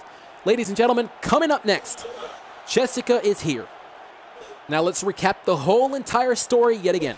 A couple of months ago, back in February, Jessica received a mysterious package. She opened it, and nobody knew what it was. Nobody knew who sent it, but she opened it nonetheless and exploded right in her face. She was taken to a local medical facility that same night. The doctors told everybody that she suffered and sustained so many injuries, including in concussion and, of course, some internal injuries, and she lost her vision that night. Sooner or later, she would regain the vision. Fast forward to June. It was Donald Thompson, the father of Jessica, who married Jessica's sister and the second daughter of Donald Thompson on Minecraft. One of the most disgusting things ever. Donald Thompson is in wedding list with his own daughter. Jessica has a new stepmom. It's her sister. Anyhow, Jessica had actually joined the broadcast a couple of weeks ago, and she told everybody that, hey, listen, I'm going to expose my dad. My dad was the one who sent that package. He was responsible for that heinous assault. And you know what? How can you do that if you're Donald Thompson? What a sick man. He's a completely sick man. He's a pig. I don't know why he would send a package to his own daughter. Come on now. This is ridiculous. Joey, I have to ask you, what do you make of this whole situation involving the Thompson family? They need some family counselor. Exactly. They do. They really do. Well, Jessica's no two ways about it. Right, Jessica. Yeah, yep. Jessica will be joining us a little bit later on. Everybody in a chair. Oh my so God! Nobody can throw a fist. Can you imagine the problems they're having though right now as we speak? I mean, not only is Donald Thompson and Jessica fighting, but I mean, what about the wife of Donald? Can you imagine the wife of Donald? How she must be feeling the fact that her own child married her husband. I don't know why, but do you remember the McJuggernuggets? How like whenever he'd freak out, the whole family would be yelling at each other. I feel like that's what it seemed like. It's completely chaotic, and you can't help but feel sorry for Jessica. Jessica, who is an angel, at least in terms of how well she's acting and respectful towards her father. But I mean, when she's, of course, in love with her sister, I don't really agree with that. But nonetheless, that's their business. But she is a nice person. She liked her father. She looked up to her father. Obviously, I mean, all dads are supposed to be idols. And for Jessica to lose that idol, and for not only that, but also to be a victim of the dad's attack a couple of months ago back in February, you gotta admit, she must be fueled. Mad, angry, upset, depressed. All that. I mean, I'll tell you. I mean, it's completely. I'll tell you this: the Thompson family is deteriorating and imploding right before our very eyes. Jessica will be joining us shortly. Ladies and gentlemen, this is Capture the Flag. Obviously, the rules are simple. The enemy now, at least the blue team versus the red team, they're going to have the opportunity to try to pick up the opposing team's flags, try to aim it, and try to score it. There's Chung Thinking. We saw him earlier today in that incredible team versus team 30-minute matchup on Overwatch for the first time in TGW history. Now Chung Thinking is going to own it here on Halo 5. 15 minutes set on the clock here.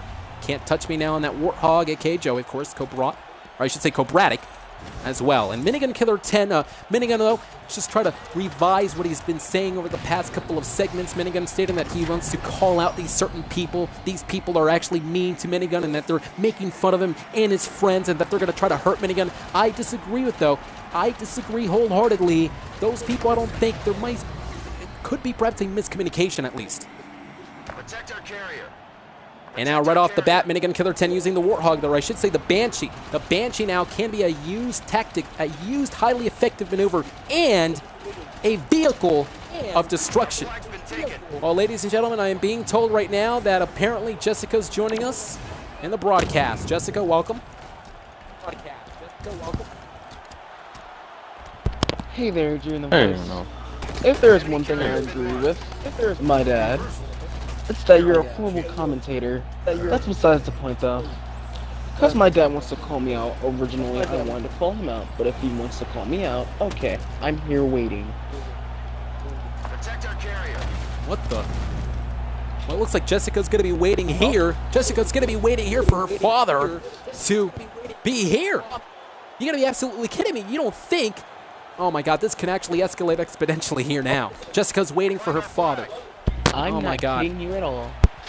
Well, nonetheless, though, Oh, yeah. this is going to be an implosion. This is a potential, listen, a potential destructible implosion that we can be seeing in TGW. Nonetheless, this is the golden opportunity. Yeah, very interesting to say the least, as you can see now. Uh-oh, wait a minute. Again, the teams here in TGW, they're going to have to, well, their enemy carrier could be marked right there. The announcer just said it. Rocket launchers are weapons that are keen to these players because a rocket launcher just has, Joey has it, can shoot out and spew out all those bullets and boom, can attack the opponent right there. So it looks like Joey here, let me ask you, what's the strategy for you to work together along with your teammates with the blue team? What do you have to do to try to gain the advantage of the matchup? Make sure we're all yeah, I can't talk right now. Make sure we're all in a pack. That's a good point. Staying together like hyenas, a pack of hyenas, to overcome the red team. And speaking of the red team, though, this could be a huge momentum shift towards... Oh, wait a minute, I actually spoke too soon. Now it's back to 3-on-3. Chunk Dinky, mid-Halo Boy, Chapel, of course, the opposing team. Minigun Killer 10 getting shot down by Chunk Dinky. Chunk Dinky, an incredible player. In fact, he was on Minecraft a couple of years ago. Was the first ever Tumble, Glider, and Battle champion. He was a part of the first ever TGW Overwatch 30-minute team versus team match. And tonight, we are seeing him on Halo 5. Capture the flag is underway. Joey now outside of the Warthog here. Again, the moment in time here. Uh-oh, wait a minute. A developing story, I believe. Cobra actually may have the flag. Cobra has the red team's flag, and it's just only a matter of time before Cobra is able to score it for the blue team. Chunk Dinky getting struck down by the very vicious sniper that is Minigun Killer 10. Minigun Killer 10 knows all these great weapons, but Minigun, of course, getting struck down by Mid-Halo Boy. Now, we got to talk about the weapons, a variety of different weapons. For example, the sniper rifle, we got the DMR, the assault rifle, the magnums. These weapons also can be used for their advantage. And the window of opportunity for the red team for them to actually pick up the flag and perhaps win this match could all go back to using the effective weapons here tonight on Halo 5. There's the, the Banshee. You got to watch out for the Banshee. That's Joey right now. Let's go ahead and spectate Joey. Joey here is inside the Banshee and looking to neutralize the red team. The red team's in trouble. Look at the flip there. But again, the red team is using the Magnum. And now the Magnum trying to neutralize the big bad Banshee. But the Banshee now shooting back here. And Joey able to strike down Chunk Dinky. How does it feel like, Joey, for you to be controlling that Banshee and the matchup? Oh, I died. It was okay while it lasted. I got one kill. Oh, Flag has been captured. The blue team, the blue team now has 1 point. The shift of the momentum, the shift of the guards, the shift of the tides have now been for the blue team with 1 point. Well, ladies and gentlemen, we are joined by Jessica yet again. And Jessica, you were wanted to call out your own father. I just want to say the fact that you want to fight your father and the father wanted to fight you, this is official. You are going to face your father. Any preparations that you have coming in that match against your dad?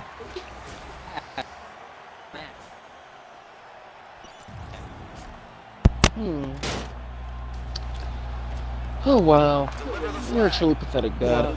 How could I have ever loved you? You sent me a package that almost blinded me permanently. And what do? You married Jessica, who at the time was the love of my life. You are a sick human being. I completely agree with Jessica, Joey. She just stated that her dad is nothing more but a sick human being, and I called him moments ago. He's nothing but a pig, a disgusting pig. And you know what? Who sends a package to his own daughter? As you can see from behind, Minigun Killer 10 neutralizing Mid-Halo Boy, but vice versa, Mid-Halo was able to take down Minigun as well. Minigun actually had the red flag, was looking to score for the first point of the red team. Mid Halo Boy now is actually outside of the matchup. Cobrodic now getting shot down by Chunk Dinky. Chunk Dinky's been looking quite impressive throughout the matchup, especially with that assault rifle. Any weapon can be used for the advantage of their own team now. As Can't Touch Me getting shot from behind. Chunk Dinky though, oh my, he actually used that like, oh my god, wait a minute. Did Chunk Dinky use an assault rifle from across the map? Probably. That was impressive. It was impressive, but you know what? I'll tell you. It looks like Chunk Dinky is very well aware of the map as well as the weapons. Look at Minigun now getting attacked there by Mid Halo yet again. It looks like Mid Halo and Minigun continue to just attack each other. Mid Halo Boy now on his feet. Great balance, of course, getting attacked from behind. Gonna hightail it. Can't really blame him there.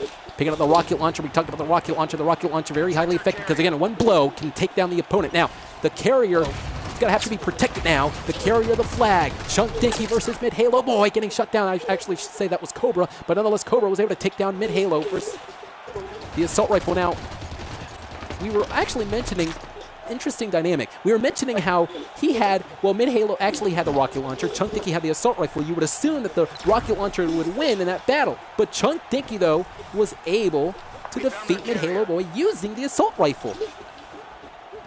So if there was one weapon, Joey, that you would use constantly, what would that be? DMR maybe? I don't know.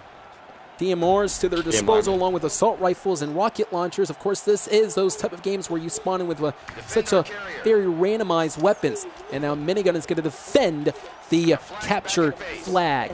And now, of course, the flag is going back into the base of the blue team. Still to come tonight, though, Minecraft Battle Championship on the line. And then we got the Sword Tournament Champion on the line as well. But coming up next here on Halo 5, it's going to be the Free-For-All Championship for the first time since last year. The Free-For-All Champion is going to be on the line. And I cannot wait. Who's going to be crowned the free-for-all champion in TGW? We haven't seen a crowned free-for-all champion since last year's Minigun up midair now, using the boost now to his advantage. Of course, lands on his feet. Great bounce yet again. So we talked about Minigun. Minigun in the past, we've seen it in the past. He's actually defeated the Japanese clan. And at one point, betrayed the Gaming Weekly in the Community War Part 2. Then he led the Rebel Weekly in Community War Part 3, but then he apologized. He's back here, part of TGW, celebrating 2 years of TGW. Uh-oh, wait a minute. Developing story now. Minigun Killer 10 now looking to change the tides. Minigun has the red flag. Minigun has the red flag. And what a great way. Minigun using the boost. And this could perhaps maybe tying up the deficit for the blue team. Minigun has the red flag. It does it. Minigun able to score for a second time for the blue team. The captured flag. The blue team is able to again shift the entire momentum to their side. Minigun, Mid Halo, Can't Touch Me, aka Joey, Cobra, they're doing really, really well right now. You don't want to count out, though, the red team, as they do have 7 minutes and 40 seconds and counting as this battle ensues now. Entering into the fray, Minigun Killer 10 getting shot down again by Chunk Dinky. Going back to Chunk Dinky, we've seen him in the past. He was a former battle champion. Remember, the Minecraft Battle Champion will be on the line a little bit later on tonight. Gotta believe he might be the odds-on favorite to win that matchup for Minecraft later on tonight. It's Halo Master gets shot down again by Mid Halo. And look at this, shot spewed out again, and a shot right there to the midsection. We do got to talk about, though, what's happening here in TGW, ladies and gentlemen. The fact that apparently Donald Thompson wants to fight his own daughter, Jessica. Now, I am being told that Donald Thompson, the father of Jessica, is going to be joining us a little bit later on tonight. And, well, Jessica, you wanted this, didn't you? You wanted to call out your father. Isn't that right? Yes. I'm gonna was speaking him. I have no idea what Donald Thompson, I mean, what the heck is going on with that man, though? Donald Thompson, again, he's a sick human being. He shouldn't be here in TGW. What right does he have to be here in this broadcast anyway? This is a celebration of the achievements that we have accomplished in the past. And for Donald Thompson to be here to spoil this entire celebration, it's beyond me. Oh my, right into the midsection yet again. Perhaps right into the skull area as Joey's gets shot down and Cobra able to pummel Leo Aram. This is a capture the flag, folks, 6 minutes and 17 seconds and counting. On a stream where it's 3 hours long for the first time in TGW history, again celebrating 2 years of what we have accomplished. I want to take this opportunity to thank everybody for joining us and for watching us on Twitch and also on YouTube as Chunk Dinky now able to use that boost and that pummel across the skull of the opponent getting attacked. As Chunk Dinky now is going to back up, throw some grenades as well as did Mid Halo. Mid Halo was able to knock off Chunk Dinky using a grenade. Joey's getting knocked off as well. Ladies and gentlemen, still to come tonight, I have to talk about this. Xbox Freak Peep. Let's talk about the Oh controversy about boy, Xbox the here. man, the myth, the legend. Well, Joey, you were a former Sword Tournament champion, so you might be upset over this, because Xbox repeated as the Sword Tournament champion, but you're not going to believe how he won it. You see, during the Sword Tournament battle a couple of weeks ago, Xbox Repeat did not win. However, at the end of the broadcast, he stated to everybody, hey, listen, I did not win. However, the board just gave me the right to be the Sword Tournament champion. So in your estimation, in your mind, do you think Xbox is the rightful champion? Yeah, he didn't win it. No. Xbox Repeat's going to have to recourse and, of course, fight the music tonight. He's going to have to face the music and fight it in front of a capacity crowd, what's expected to be a capacity crowd on Halo Reach. So destructive is Sword Tournament. But that Sword Tournament on Halo Reach later on. Coming up next, the Free-For-All Championship. We had so many Free-For-All champions in the past, including Zephyr, the legendary Zephyr, if you remember him. Also, Minigun Killer 10 was a former Free-For-All champion. Yeah, Zephyr used to be in TGW and actually was a former Free-For-All champion. As Lego now, of course, I should say Lego, is using that vehicle to his advantage. And also, folks, again, TGW's 2-year anniversary. We want to thank everybody worldwide. Now, something about TGW, Joey, that's quite incredible. TGW now is gaining all the subscribers, over 14,300 subscribers currently, and it's being seen live all over the world, at least most of the popular countries, such as the United Kingdom and Mexico, Bermuda, Bahamas, and all those great ones, New Zealand, Sweden, all of them. And our carrier being defended. Oh, yeah, that's right. There's like YouTube stats. I'm like, wait, how do you know? Well, the analytics, of course, on YouTube are part of TGW. TGW, an incredible and very special community. 2 years later, we're still here, and we couldn't do it without the great fans. Back into the action, though. There you see Duckster now using the Mongoose, probably to speed himself up here. And there's Halo Master walking around with the rocket launcher. We talked about the rocket launcher, the dangerous things that it provides with. Halo Monster, Minigun Killer 10 has the red flag. Oh, wait a minute. This could be the end of the game night, guys. This could be the end of the game night. Minigun now having a lift here. He's getting a lift as Minigun Killer 10. Minigun Killer 10 has the red flag. Minigun has the red flag obtained. Into the grasp of Minigun. Minigun approaching. This is it, ladies and gentlemen. Minigun Killer 10 with a huge bold statement is about to deliver the last final blow to the red team. To the red team. Oh my. Minigun is about to do it. Minigun is mocking the red team, perhaps waiting for the red team to come over here and try to get that flag. But Minigun saying, hey, listen, I'm going to take my time here. I got 3 minutes and 13 seconds. We got 2 points here. I don't actually have to rush this now as he's trying to shoot more people, perhaps. And it looks like Minigun is about to end this got here. our flag. They have the flag, but it looks like, again, you know, despite the fact that they have the flag, Minigun's not going to worry because Minigun has the opposing team's flag, and perhaps maybe it looks like he can't score now. Minigun cannot score with the opposing team having that flag. So this is going to be a huge predicament now because it was supposed to end here, but apparently Minigun can't score because, again, the red team has the blue flag while Minigun's blue team has the red flag. So this is actually pretty interesting here. Minigun now moving out of the way, but Lego again able to splatter Minigun right into the midsection here. Let's take a look at the red flag now. Is it going to happen for the first time for the red team to actually score that? Well, no, not yet. Not yet, though. Not yet. Table side is looking on as well. So they're going to have to retrieve their own flag for them to score the flag. So it looks like this is a middle ground type situation when one team has an opposing thing that they need for them to win, but they need it from the other team. Doesn't matter, though. The blue team just won, ladies and gentlemen. Congratulations to the blue team because they just scored 3 points from the blue team. Coming up next, Halo 5 Free-For-All Championship for the first time since last year. Who's going to become the Free-For-All champion? Joey, you're going to be entering into this match, I understand? Yo.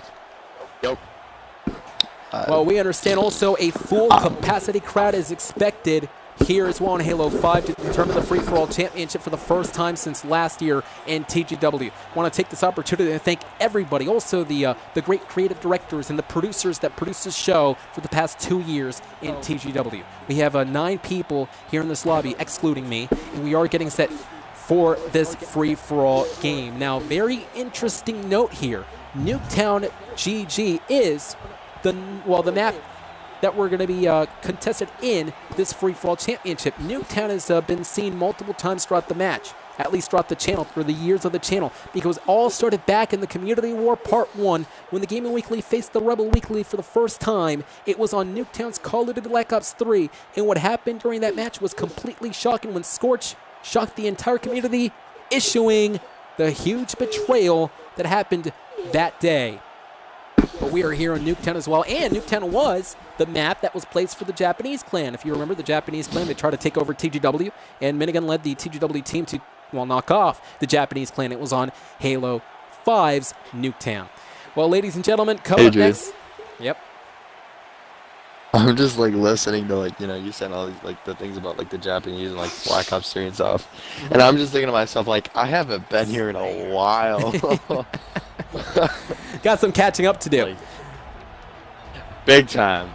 Glad to be working with you again, Joey, but here we are in Halo 5. This could be your moment, Joey, because you have the opportunity to become the free-for-all champion along with Minigun and the rest of the great TGW players already off the blocks. Minigun with a shot right there to the midsection into the assault rifle from behind, though. Mid-Halo again with a pistol right into the skull area. Mid-Halo is going to be dominated in the early stage of this matchup. Using that pistol, has 2 points now. Momentum shifts throughout the matchup. Here we are. So, 11 minutes and 43 seconds and counting. Strategy in hand for you, Joey, to win this match. What would you do to win? Get good at the game since I never play it. One could actually look at it as perhaps maybe recuperate, reevaluate, and reassess the situation as well throughout the night to make sure that they become the free-for-all champion. It's Can't Touch Me, a.k.a. Joey, of course, joining me on the commentary side of things, looking to become the free-for-all champion here. There's table side getting attacked now from behind by Duckster. And Duckster now up mid-air. The assassination, you saw that as mid-Halo boy gets shot down. Ladies and gentlemen, joining us right now as well is Jessica. Jessica, how were you feeling that night? When he opened the package and the package exploded, it went right into your eyes. That huge black and red, like potent, thick mist that went into your eyes when it exploded. You lost your vision temporarily. What were you feeling? What was it like? I was feeling, at first I was feeling confused, sad, upset, until I found out who it came from. It makes me filled with hatred. It just makes you feel like I want revenge. Well, you know what? You mentioned it. That explosion. Best served cold. Yeah, that explosion may have been a symbol of what's to come later on. That explosion, but not an explosion from a package, but rather an explosion of emotions coming out of you, Jessica. Jessica, you're fueled with the emotions. You're frustrated, and you cannot wait to lay your hands on your own father, but it's going to hurt you at the end of the day because you said you missed the old days, you with your own dad. He was your idol. Anyways, going back into this matchup, their golden opportunity to become the free-for-all matchup, and many players vowed that they were going to take the championship and make a statement here tonight on Halo 5. Chunk Dicky getting struck down at this point in time, and Cobra now mid-Halo boy, of course, able to pummel. Now, here to neutralize the players are these great players, and now Can't Touch Me's Joey. Now, oh my, missing through though wildly and getting shot right into the abdomen area. Can he actually recuperate? No. Buddha was able to just put him down. I'm somehow on first, though. I'm not complaining. You actually are. I was just about to make the point from behind. It's Cobra and then mid-Halo boy. But wait a minute, mid-Halo now able to top everybody with 8 points now. This is an interesting developing story with somewhat of the championship and a lot at stake tonight on Halo 5. Now, this is what it's all about. The free-for-all title gold in the very historic Nuketown, where the Nuketown map made its name over the years. And all the experience put in, you know, how these players feel about the game Halo 5. Most are in love with the game, but also a lot of people criticize it all the time. Some of these players would love to win the free-for-all gold nonetheless, and perhaps rub it into the faces of the enemies here. Thrash and Trash, I like that name, Thrash and Trash, is now looking to perhaps making some sort of thrash out of this. And now using that pistol now into the skull area. Did you see that ancient jackal suffering through that bullet? The skull almost decapitated there. Thrashing up, going upstairs, trying to find the next opponent. The opponent now, oh man, from behind though, what a pummel through. And ladies and gentlemen, again, this is free-for-all matchup. Every single person for themselves. Some super players have to stay cool and recuperate everything. And I'll tell you, you know, when it comes to the first go and everything, the players, they're going to have to make sure the momentum is shifted towards their side. This is not a team game. It's BJ using the Mongoose, who's on advantage now, able to splatter through the opponent. 8 minutes and 52 seconds and counting. Who's going to become the free-for-all champion for the first time since last year here in TGW? And there you see now the enemy whipped across the map, lands on his feet, the bullets right now. Oh my! Attacking Chunk Dinky. Joey, let me ask you this question though. Despite the fact that you don't really have much experience on Halo 5, is there a particular weapon that you like to use? Usually the assault rifle or DMR. Usually those are two good ones. Two good combinations that can be used in this matchup. Booty now. Oh my god, again! These guys are absolutely incredible. They continue the attack, and they're not going to have any wasted motion. They're going to go right into the attack to get that point and perhaps become the winner of this matchup. As Minigun now attacking Can't Touch Me, and vice versa, both men going down and out. Some players, again, realizing that the window of the opportunity is beginning to open here, but the challengers are indeed reeling here. Working into the midsection is Minigun Killer 10, able to take down the opponent yet again right into the skull area, switches over to the Magnum, able to take down Thrash, and now Can't Touch Me now is getting attacked by Cobra Minigun from behind by Duckster. So Duckster seems to know the strategy in hand, perhaps try to attack an opponent from behind. That could be a used strategy to attack people from behind as well. Maybe staying low and then crawling and then boom. Getting the assassination with a shotgun, though, is Mid-Halo. Mid-Halo right into the midsection. Cobra's winning right now. What an impressive night it would be for Cobra. Cobra can become the free-for-all champion, making history here for the first time since last year. And again, if you take out the midsection and don't allow these players and Spartans to breathe, it doesn't allow them to fly around the map, taking a lot of the players' games, as this full-out crowd is behind the entire lobby for this championship match. Chunk thinking, uh-oh, he's in trouble, but Super Booga. Hey, Adrian. Pulverate, yep. I did notice this though. The spawning on this map is pretty buggy. It's trash. Yeah, the spawning here is a little iffy. You know, I was just going to make the point though, there's some things here in TGW, or at least in terms of the Nuketown TGW map, sometimes there are some figures that might confuse the opponent, and it could lead to some people realizing that that's actually not the opponent, but once they actually realize it, it's too late because the other opponent, say, for instance, let's just say Largo, may have actually already gotten the point. Uh-oh. Look at this. Throws a grenade, lands on his feet again, and this is a free-for-all matchup, and Largo again getting attacked by Chunk Dinky. Have you noticed that I mentioned Chunk Dinky multiple times throughout the match? Chunk Dinky is really rolling, yeah. But Cobra here is 21 points. Cobra is really rolling. Cobra's the guy that is winning as we speak. He's actually doing all he can, and man, yet again, able to attack Sandpit. Throws a grenade, waiting for the opponent to, uh-oh, wait a minute, that was actually a very smart strategy attacking Chunk Dinky than Cobra. Cobra's using now the grenades and the plasma grenades as well. Cobra doing a very, very interesting strategy right then and there. Now, they do not want to lose their cool when they get shot down. Chase perhaps could be their downfall. The turning point of this matchup, though, is now beginning to build here. Here's Cobra with a midsection, though, getting attacked by Sandpit here. TGW being seen live all over the world, including, again, in countries like Mexico and Bermuda. TGW hosting these game nights for all the great entertainment for the great fans throughout the night, celebrating 2 years of entertainment. Still to come tonight, though, it is none other than the Sword Tournament match, the Sword Tournament Championship on the line, and also the Minecraft Battle Championship. It's the Night of Champions. The first champion, though, brought up right now. You see that from oh my god, yet again. Oh my, but wait a minute, ladies and gentlemen. I think we got it. I think Cobra's your new free-for-all champion. Cobra's your new free-for-all champion with just 25 points. Congratulations to Cobra doing the impossible, the unthinkable, becoming the free-for-all champion for the first time since last year, 2017. Cobra does it. Cobra as your new free-for-all champion. Absolutely impressive from him. And you can't take away credibility from the rest of the TGW players, though. They did everything. They tried to climb up the mountain, to try to climb up the ladder, to make an impact in the statement, to become that champion, to be known here in TGW at the expense of the rest of the TGW players. But it was not to be, because Cobra is your new free-for-all champion on Halo 5 for the first time since last year. Well, folks, we're not done yet. Coming up next, we got multiple games on Fortnite. We'll see you then.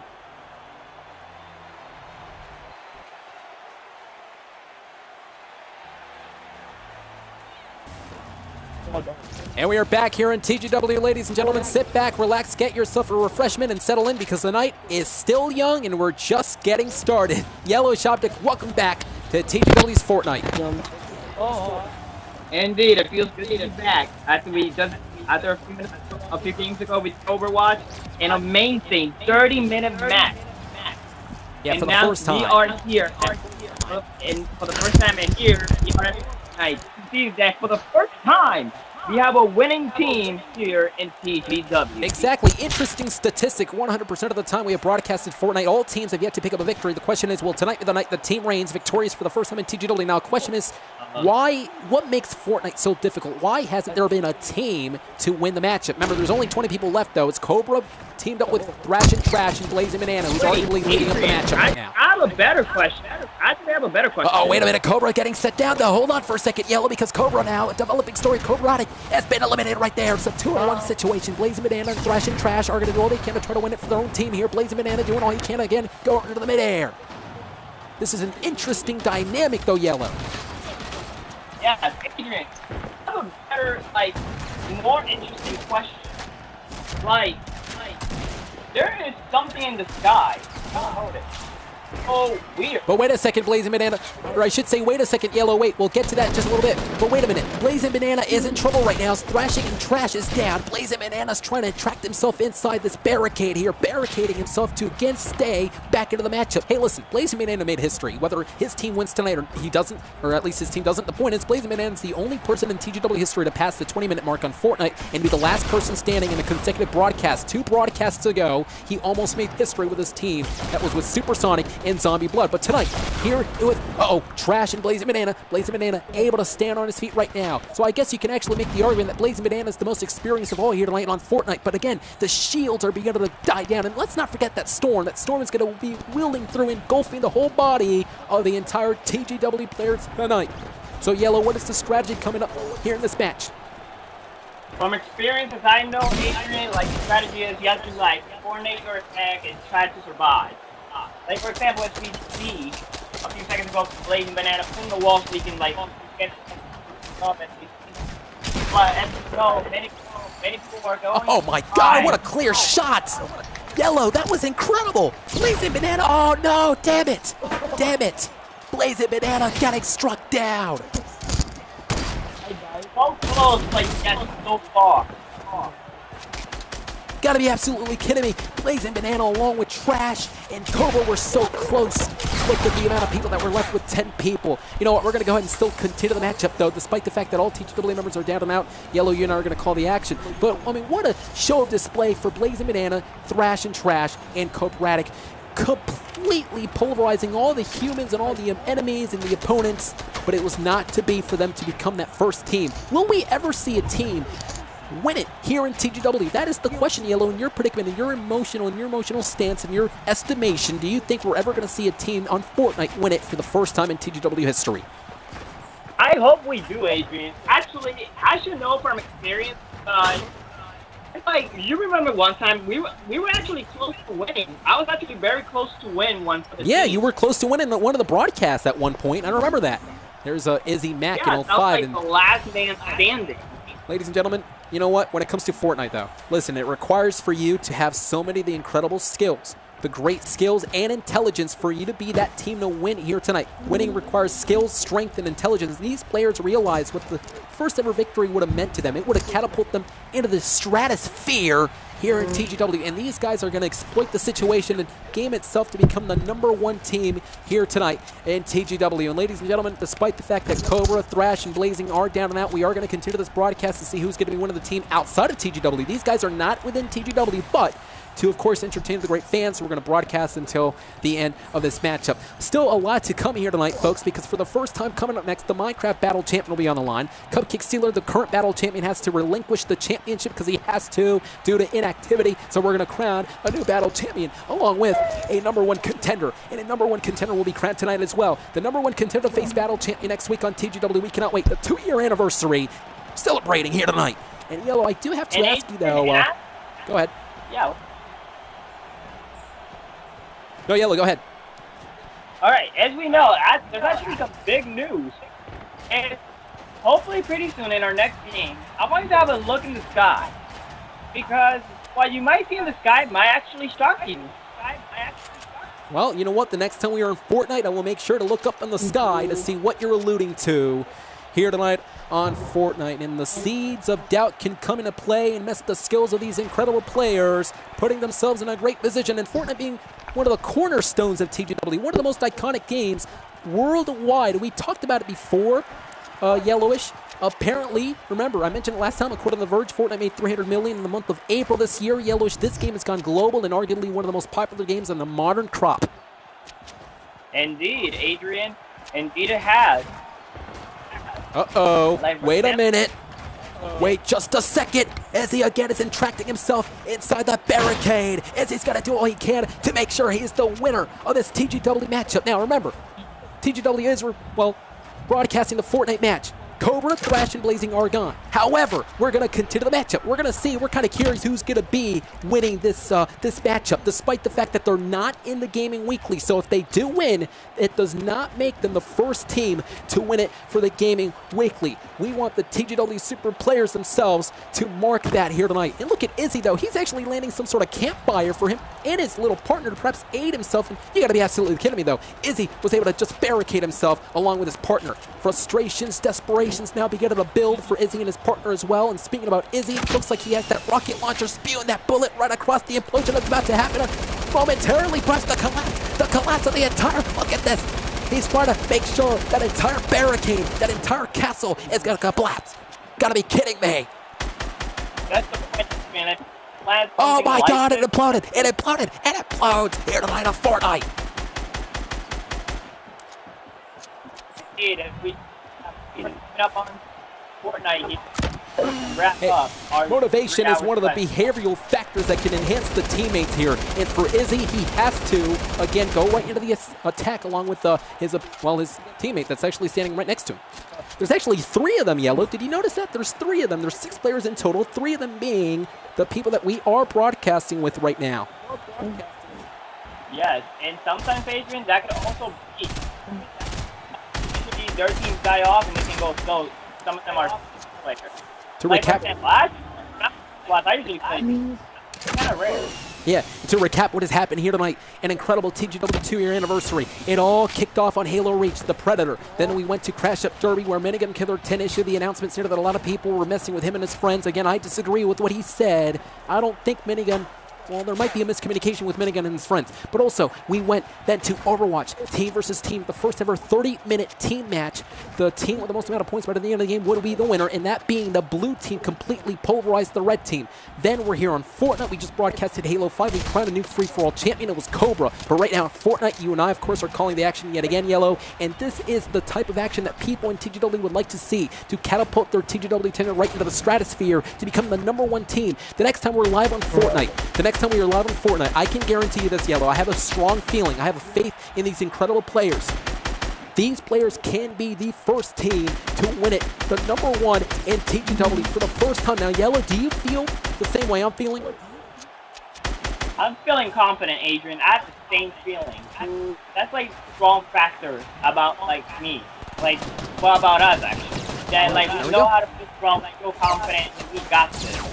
We can put our minds into strat, and we got Exactly. And still to come tonight, the Sword Tournament champion will be on the line. Xbox repeat the front of the Sword Tournament champion in front of a capacity crowd. What's expected to be, again, a full-out lobby on Halo Reach. I want to take this opportunity to thank everybody for joining us on Halo Reach, and also, or I should say, the TGW 2-year anniversary, and also the Fortnite game that we're actually broadcasting right now. Now, Yellow, let me ask you this question, though. The whole Donald Thompson and Jessica situation that is revolving around them, do you believe that Jessica one day, I mean, she's like a volcano, right? Jessica's like a volcano. She's just building up inside of her, the steam, the emotions, all that is ready to blow up and erupt, just like, oh, wait a minute, whoa. Izzy Mac 05 just won the game. Izzy Mac 05 was able to win the game, and look at the dance that he's delivering. That is a dance of victory. Congratulations to Izzy Mac 05. Yellow was asking the question about the whole Donald and Jessica situation. I will get to that later on. Coming up next, though, folks, it is Minecraft Battle Champion on the line.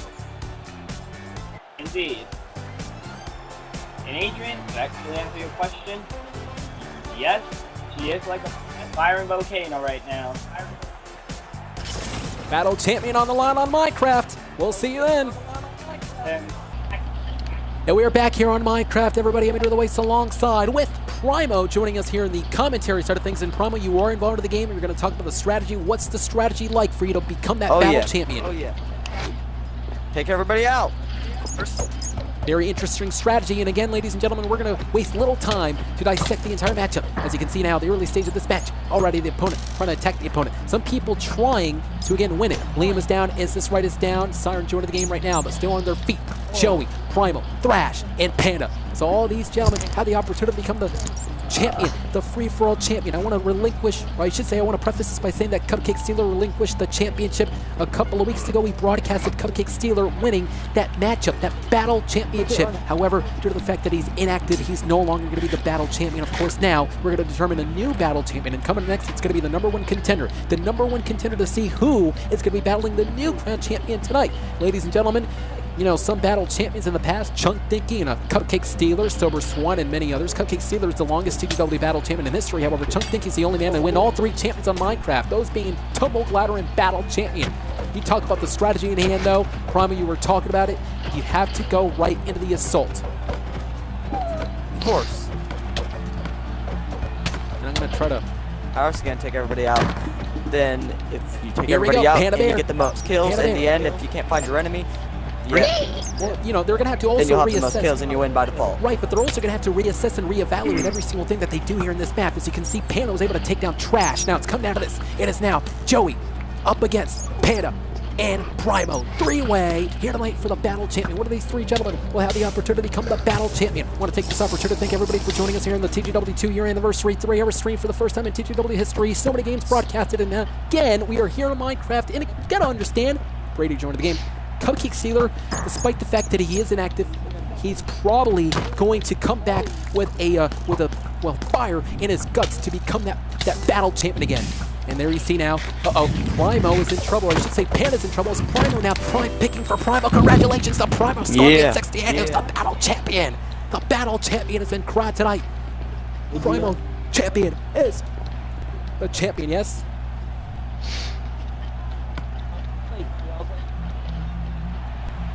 I don't know. That's a good question. Well, I mean, I can sort of hear sometimes where your voice, like, you know, it gets a bit scratchy, but you sort of regain composure after a few seconds. Exactly. All right, here we go, guys. We're going to edit that part out. We're going live in 3, 2, 1. Welcome back here. We just crowned the champion. Congratulations to Primo. Primo, you were here on commentary. You, I guess you listened to your own strategy. Of course. So, Primo, I have to ask you, though, okay? What are your thoughts? What do you make of this whole series, the whole problem dealing with Jessica and her father, Donald Thompson? Again, to reset what has happened, Donald Thompson married Jessica's sister, Christina, and Jessica found out that Donald sent her this package that exploded right in her face. Donald Thompson was responsible for that attack. Now, with all being said, Donald wants to fight Jessica. Your thoughts? Mess. That just sounds like a whole mess I don't want to get myself into. A complete, they'll figure it out. well, a completely disrespectful thing for Donald Thompson to do. I mean, do that to his own flesh and blood. I mean, to this degree for him to send a package to his own daughter, flesh and blood. Joining us right now is Jessica. Jessica, welcome to the broadcast. Jessica, there's one last thing that you got to say concerning your own father. Remember, you accepted the challenge just a couple of weeks ago. It will happen. Daughter versus father, first time in TGW history. What do you need to say before we go off air? I always loved my dad, but it seemed like it has to go in a very sad way possible. Oh well. At least I won't be the one leaving the family, though. Okay, I might have to actually restart this because I didn't kill myself at that point. Fucking sober idiot! Primo, don't. Really Primo. Don't play in this match because you're already the champion. This is the #1 contender, and I forgot to tell you that. So just kill yourself for this one and spectate. Oh. I forgot to tell you. Okay, sure. Back to you, Prime. Back to Primo. So I'm gonna die momentarily. You do not, or vexing. Not strict. You don't sell spray or vexing. Or acid. Yeah. Or store Yeah, wheel. you're fucking. Or All right, guys, hold on. Chicks. Guys. Yeah, you're chicks. Guys, 3, 2, 1. Welcome back on Minecraft. We just crowned a new champion, Primo, becoming the battle champion. And right now we're going to be determined the #1 contender to face the battle champion here tonight on Minecraft. Primo, welcome aboard. You just listened to your own strategy. You are the champion. Congratulations on your victory. Of course. Well, yes, I would like to think to myself, well, Congratulations. Go ahead. But I do have to ask you, what do you make of this whole series, this whole problem revolving Jessica and Donald Thompson? To again reset what has happened, Donald Thompson married Christina, the sister of Jessica. Then out of nowhere, Jessica joined the broadcast to expose Donald Thompson, the father of Jessica, stating that it was Donald Thompson all this time who sent the package. And Donald Thompson agreed to it, by the way. He accepted it. He actually took responsibility just like that. Nonetheless, though, Donald Thompson's challenged Jessica in a match, one-on-one, daughter versus father. Your whole take in this? well, it's a whole mess I don't want to get into, but I would like to see it. See what happens, see it go down. See the whole thing unfold, because it's a very big situation. Like that. See. Yeah, exactly. Anyways, back into this matchup. Now, you said it is a whole situation that a lot of people are trying to stay away. This is a whiplash that can be seen here tonight, and being relentless in keeping the pressure of the enemies can really rearrange the strategy and perhaps catapult them in on the victory. Who's going to be the #1 contender to face Primo for the battle champion? And wait a minute, look at Thrash and Trash. Thrash and Trash is actually using some sort of character there. You see now able to pull off Side of the Seas. Thrash and Trash may be the #1 contender to face you, by the way, for the battle champion. Trash is able to regain his composure, trying to take control, may have caught perhaps the momentum in this matchup by some time now. Recuperate a little bit here. Who's going to take advantage of this situation? Can they take advantage? You can see now going downstairs. Who's left here? Liam is still alive. Liam is going to do all he can to try to become that #1 contender. Only 4 players here are alive to face you, Primo, the battle champion. Well, Liam hasn't been chasing low, so he has a great chance. But I also have a that height character point model will advantage. also I'm help not with really Thrash and hiding. Trash. But let me ask you this, Primo. If there was one person that you would want to face, who would that be? Anybody? I would not. Very deep in my opinion, but I would still face it. It'd be cool to face Liam as well. Good point. Yeah. Good point. That And character you're model perhaps is pretty, a fighting difficult. champion. You're perhaps fighting champion. You know all about Cupcake As you see Stealer, there, right? Liam missed a bow shot to the what? Just going to ask you, you know all about Oh, Cupcake Stealer. He was one of the missed a- longest TGW champions in the history. You're looking to become one of the longest TGW champions of all time as well, right? That'd be fun. Showdown. Yeah, Oh. stick around for that. And here we go, ladies and gentlemen. There you see the amount of bats that are spectating in this Oh, match. I The just bats are realized the it fallen brings you to the soldiers, middle the if you people that have weren't been already in eliminated the there. And there we go. The round is going to end in 15 Well, it looks seconds. like a and man 15 named Panda Bear is going to win this Come on, because he has the come on, most come on. kills and he is camping at spawn. But wait a minute. Thrash and Trash is in trouble. He's actually in flames right now, and Trash fell all the way down to his fall, doomed to, of course, get eliminated here. And you talked about it. Panda may very well be the odds-on favorite to win this match because he has 2 kills in 39 seconds now and counting to obviously crown the #1 contender. So it's going to be Panda, at least for now. And now Panda Bear was Go able to get him, slay Liam. Grady Cool, and there you see Panda able to slay Grady Cool. The question is whether or not if Liam's able to just again regain his momentum and perhaps gain control of the matchup, be on the driver's seat and throw caution to the wind. That is the question for Liam. Liam has a tough predicament though, because Panda has 3. Listen, Panda has 3 kills. Liam has about 10 seconds to try to eliminate Panda. That is the question. Oh, wait a minute, Liam from the top though. High risky maneuver, a precarious situation. Falling through, lands on his feet, is still alive, but congratulations to Panda, who is the #1 contender to face Primal Scorpion for the cap. Yes? Good point. Ladies and gentlemen, congratulations to Good Panda point. Bear. Panda Bear is the #1 contender to face Primal Scorpion for the Battle Championship on Minecraft. And coming up right. next, it is on Roblox, getting set for Murder Mystery. Ooh, sounds fun, Adrian. Can't wait to get into that. We'll be there. Up next. We'll be celebrating 2 years here on Roblox. I'm AdrianTheVoice alongside with Sober Swine. Sober, we just heard Jessica moments ago. She wants to battle her own father, Donald Thompson, for the first time in TGW history. A father faces his own daughter. We saw the father-daughter marriage this past month, but a father-daughter battle is going to ensue in TGW. What are your thoughts? Oh, yes. Actually, this is something going wrong, you know? Things in families, they argue most of the You time, think? but this argument is something going on to a different level. They need Come on, Dr. it happens Phil. most of the time, but this is just going to... No, you're right. I don't know who that is, but sure. Well, Dr. Phil, a famous doctor. Anyway, so going back to this, though, who do you think is going to win this? Do you think Jessica's finally going to get her redemption, finally get what Donald Thompson deserves, and beat her dad to a bloody pulp?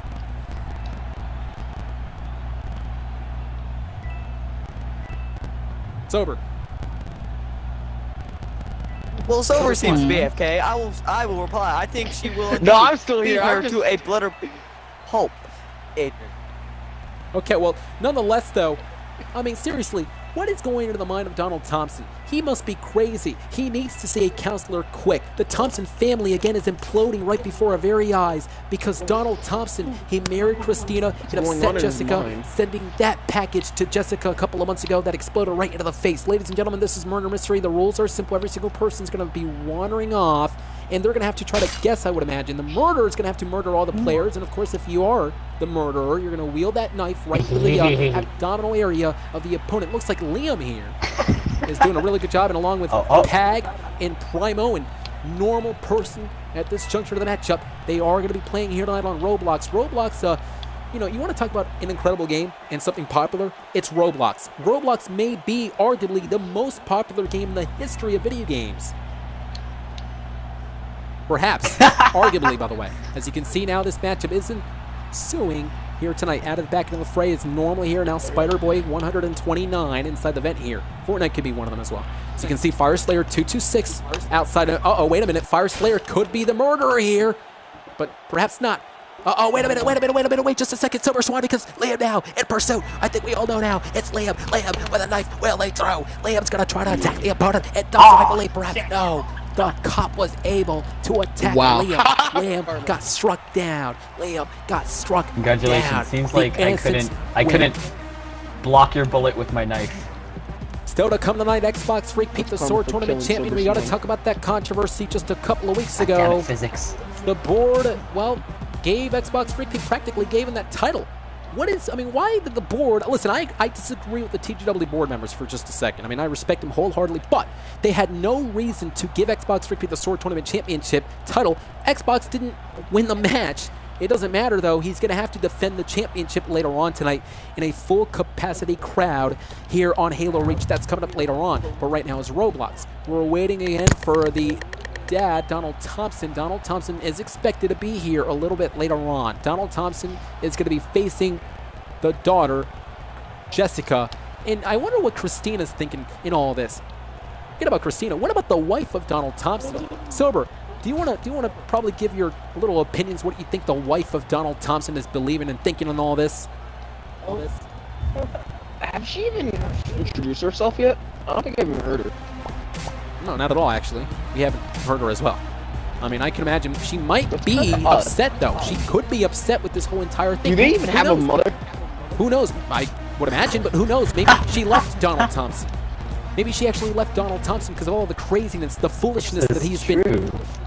All the trickeries and all the bad stuff, all the sins that Donald Thompson has been committing in the Thompson family. The Thompson family, again, is spewed with all the blood. The blood is spilled by Donald Thompson, who literally sent a package to Jessica.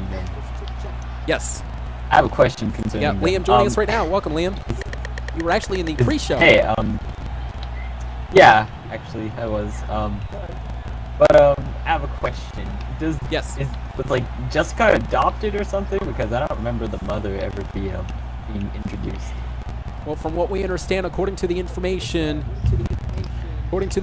we do want to preface this by saying that Jessica was not adopted. Rather, Jessica did literally come from Donald Thompson and the mother. However, the mother has not been seen, has not been talked to over the past couple of weeks. Who knows? Maybe it could be that the mother is embarrassed to perhaps air her dirty laundry live on air as this matchup continues here tonight on Roblox, ladies and gentlemen. Later on tonight, we got Call of Duty Black Ops 3 and Infinite Warfare still to come. Then the main event Sword Tournament's going to be happening. I cannot wait for that broadcast. That's going to be happening later on tonight. But again, going back to what happened moments ago, the Minecraft Battle Champion was crowned. Congratulations to Primo. Primo is the Battle Champion. Cupcake Stealer had to relinquish the championship because he had to. He was inactive. But of course, Primo is now the new Battle Champion. The #1 contender, though. He's going to be facing Primo. Panda is going to be facing Primo. A one-on-one has been set. Now, we know one half of the equations for the Minecraft Battle Champion. Now, later on, we got to know the other side of the equation. That is the Sword Tournament Champion. But Minigun Killer 10, I want to actually go back to what happened earlier this evening. Back when we were on Halo Reach. Minigun joined. Yes.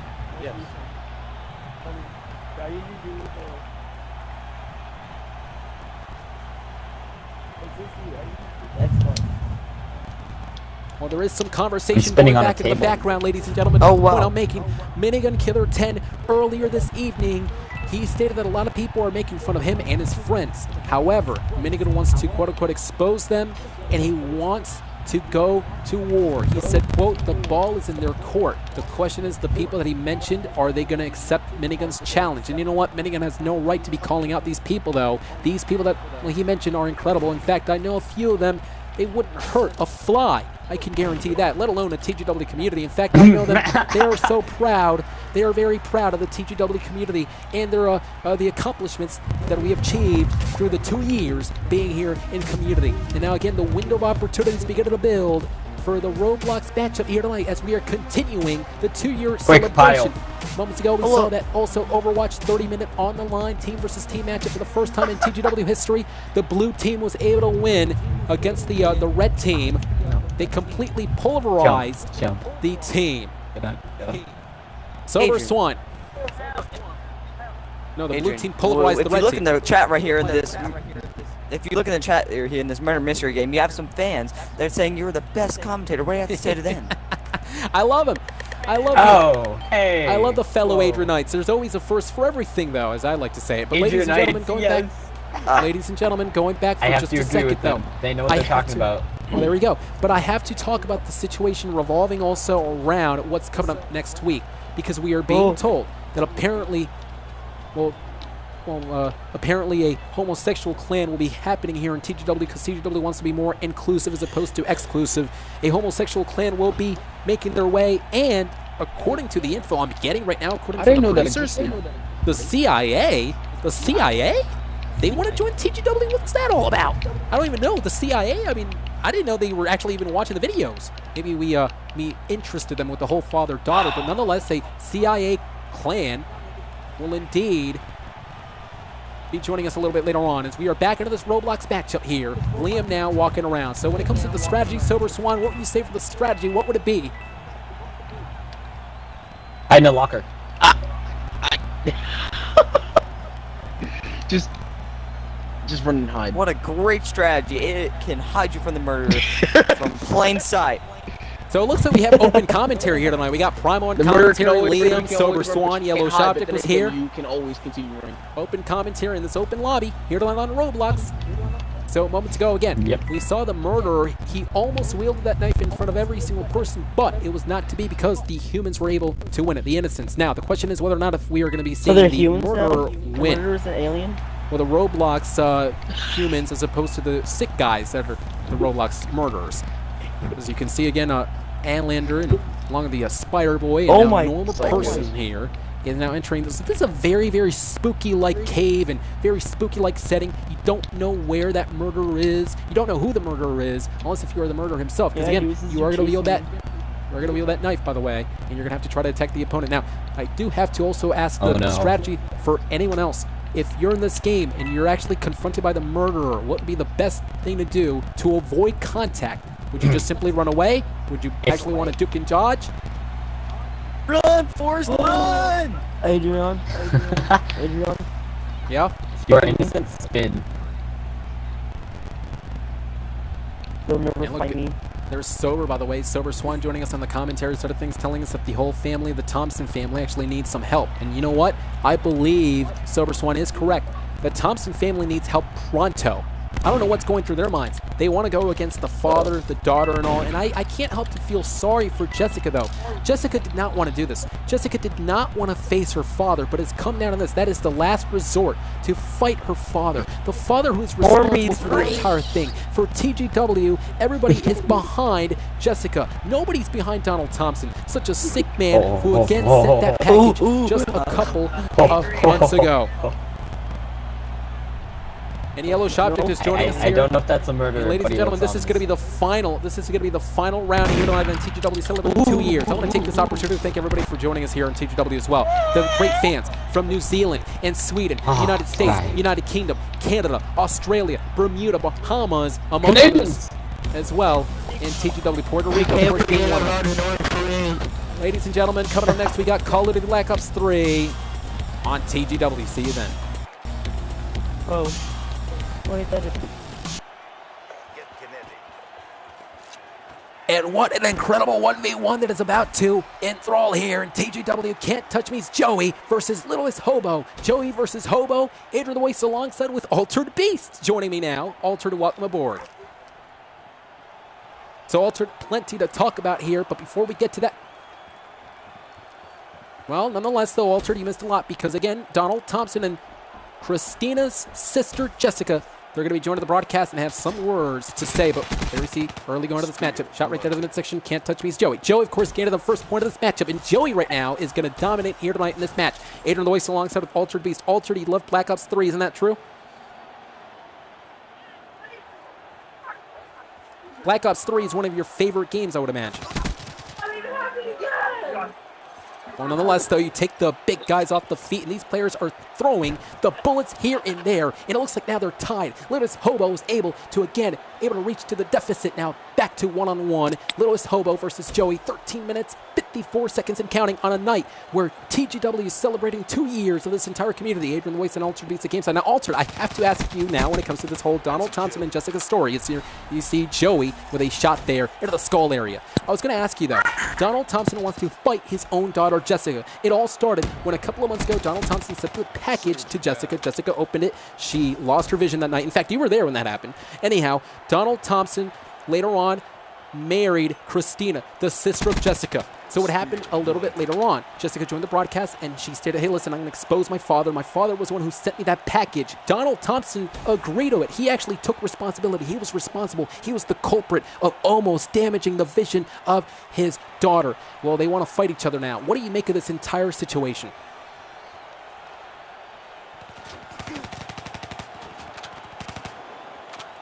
Yeah, you're right. Speechless is actually one of the adjectives to describe this thing. One of the words that I keep using over and over, repulsive.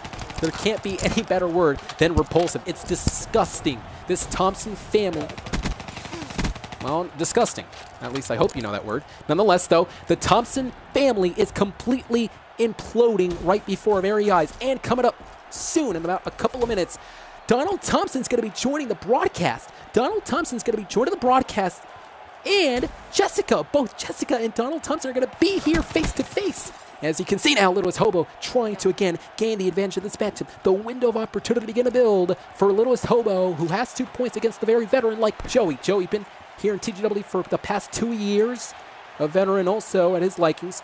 But ladies and gentlemen, for the past couple of minutes, we've been seeing these two incredible super players just battling it out on Nuketown, that setting where we saw the Community War Part 1 and 2, where, again, Scorch was able to betray TGW in the first part of the Community War, and the second part was completely shocking when Minigun Killer 10 had to betray the game weekly. Speaking about Minigun Killer 10, earlier tonight, Minigun actually told everybody that he was upset with a couple of people. The people that he mentioned, he's going to expose them. It's coming soon. I have no idea what Minigun is talking about, but again, I do disagree with Minigun. Minigun has no right to expose those great people. I do agree that those people are incredible.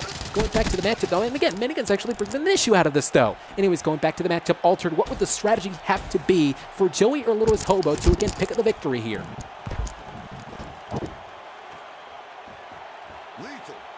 Thanks. Nice strategy, by the way. Well, indeed, to win. But one thing could perhaps be to, again, sometimes maybe focus into the opponent, stay methodical, but also deadly. As, again, there you see Littlest Hobo is waiting for the opponent, has 3 points right now. The heavy hitter that is Littlest Hobo with authority, making sure he's going to just dissect Joey tonight. But Joey is not to be taken lightly from behind. There's Littlest Hobo making it to the 4th point. Ladies and gentlemen, earlier today, Xbox Freak Pete, the Sword Tournament champion, told everybody that, again, he didn't really care about anyone. In fact, he told me this before the broadcast. He didn't care about anybody. He's going to defend the Sword Tournament champion, and he's going to make sure that everyone is going to look up to him as a leader. While Xbox Freak Pete has to face the music and face everyone, defend the Sword Tournament champion. Coming up next on the main event on this mega stream for 3 hours long for the first time in TGW history. Incredible. Altered Beast joining us here in commentary. Now, Altered, can I get your thoughts on Xbox Freak Pete? You were a former Sword Tournament champion. He took your spot because, again, the board of directors practically gave Xbox Freak Pete the Sword Tournament championship. Yeah, by default. I disagree with that. I think you were undefeated as a Sword Tournament champion, if I'm not mistaken.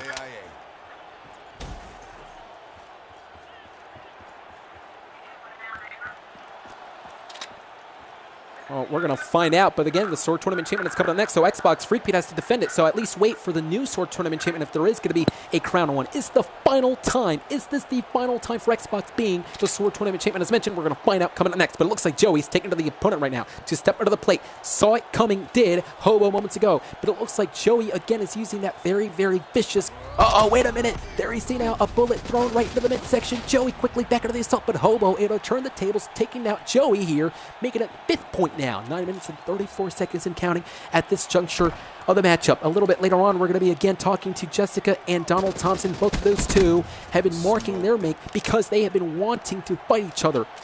Honestly, though, Altered, Donald Thompson, I have to be rooting for Jessica. Donald Thompson was the one who practically almost killed his daughter. Nice talking to you, Altered, as these players can be physical when they have to. They can be technical when they have to. Anything they get it done to be the winner of this match, being physical like Littlest Hobo. Again, shooting right into the midsection of Can't Touch Me, right into the skull, the blood gushing out right across the eye. Now, again, each player, they're going to be so crafty and innovative. They're going to be torquing it in and shooting all over the place and trying to rip their shoulder out of the socket, showing all no fill. It has been great strategy here at this point in time for Joey right now. Joey's been wanting to, again, gain control of the matchup and throw caution to the wind, and perhaps trying to shake the cobwebs right now. A sense of resilience. The big test question is this: how much do they have left in the tank? That's the big question. Movements are important in this match, and I'll tell you why. Because the more you move, the more pace you pick up, which allows you to be on the driver's seat. Throwing caution to the wind, as mentioned before, as Littlest Hobo's again waiting for the opponent to approach him. There's Joey now throwing a grenade. I'm not even sure what's going on right now, as it looks like the missed well, you're not in the game, Altered. You're playing Destiny. You were telling me earlier that Destiny is one of your favorite games now. No ill effects. Me? I'm commentating the game right now. Altered, I carry you all the time. Altered, though, I do want to say it's been an honor to work. Well, Altered, I just want to say it's been an honor to work with you, though. 2 years in TGW. Thank you. Thank you. You're not carrying me. That, by the way, you saying you working with me is an honor. That's the first compliment you've ever said to me. Oh, look at Littlest Hobo now. Hobo right into the both. Right in the skull area, right into Joey, and Joey once again is picking up the pace, but it looks like Littlest Hobo is able to gain the momentum at this point in time from behind, and Joey, and now we're going to see Littlest Hobo has reached it to 10, has reached to the 10 point, now to the double digits. This is an interesting matchup right here, right now. Who's going to win it here in Call of Black Ops 3 on night where the Sword Tournament Champion is going to be on the line? Xbox Freak Pete's going to be defending the Sword Tournament Champion capacity crowd, but also earlier on we saw the Battle Champion crowd, the new Battle Champion, none other than Primo. Primo was the new Battle Champion, has a new #1 contender face as well. Look at Joey, though, very innovative, very creative, though, waiting for the opponent to approach him. The enemy is, again, gaining the momentum. Joey perhaps is thinking twice now. Joey back outside, throws a grenade. Littlest Hobo perhaps realizes where the situation's happening here. Hobo's going to wait behind at this object, and it looks like Joey now is going all over the place. So, let me ask you this, Altered. Coming up next in the Sword Tournament Champion, are you going to be in the matchup? Or are you going to be joining the Sword Tournament? I'm asking if you're going to be joining the Sword Tournament matchup next on Halo Reach. Maybe, I don't know. You just love Destiny. You're going to be playing that 24/7, aren't you? I just got it. Okay. Let me ask you this: what do you make of the homosexual clan? What do you make of the homosexual clan and the CIA beginning their ups and toughs here in TGW? I have one question, Adrian. Yes. I have one question. What As does Liam is the joining the CIA commentary? stand for? Is it Canadian Insane Africans, or what is it? We have no idea. From what we understand, it's actually Cocky Incredible Americans, but we really don't want to confirm anything just yet. The Cocky Incredible Americans, the CIA? 5 minutes and 49 seconds and counting. 12 minutes for Joey. 11 What does for CIA Hobo. actually stand for? That's what I'm wondering. We'll get to that in just a little bit. I just want to actually make the point, by the way, when I shot right there to the Is it midsection. Central Intelligence Agency? Yeah. Nonetheless, though, as we... No, it's Central Intelligence Agency, as we are getting set for Joey right now, who throws a grenade. Very, very close in this match, though. Guys, wait a minute. Very close in this match, though, because Joey has 13, Littlest Hobo has 11. Littlest Hobo needs 2 more points to tie it up with Joey, but he needs 3 more points to, again, top Joey. Who's going to win it for the next 5 minutes? Folks, joining us right now, it is now Donald Thompson and Jessica. They're both here in the broadcast. Guys, welcome aboard. It has been nothing more but a rough couple of weeks. Welcome. You guys have been going at it from each other. You guys are actually going and like burning a hole from each other, really. Nonetheless, welcome. Jessica, can you hear me? Hey there, actually, Adrian. there you are. If there's one thing I agree with, that my dad, you're a horrible commentator. That's besides the point, though. Because my dad wants to call me out. Originally, I wanted to call him out, but if he wants to call me out, okay, I'm here waiting.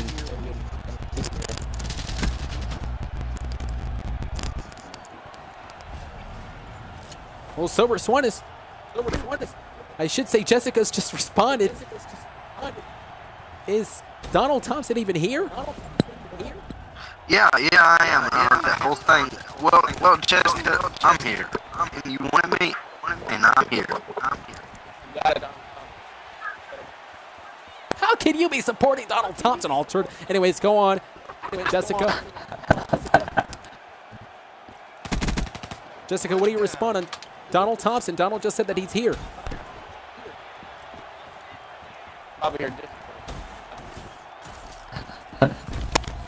Good to know that you're here. Well, looks like that Silver Swan, aka Jessica, says that you're. Wow, I thought there would be more like argument. So under the third. So And I, as a father, can't even believe you were even my daughter. Why couldn't you be more like like your sister Christina? Who is the love of my life?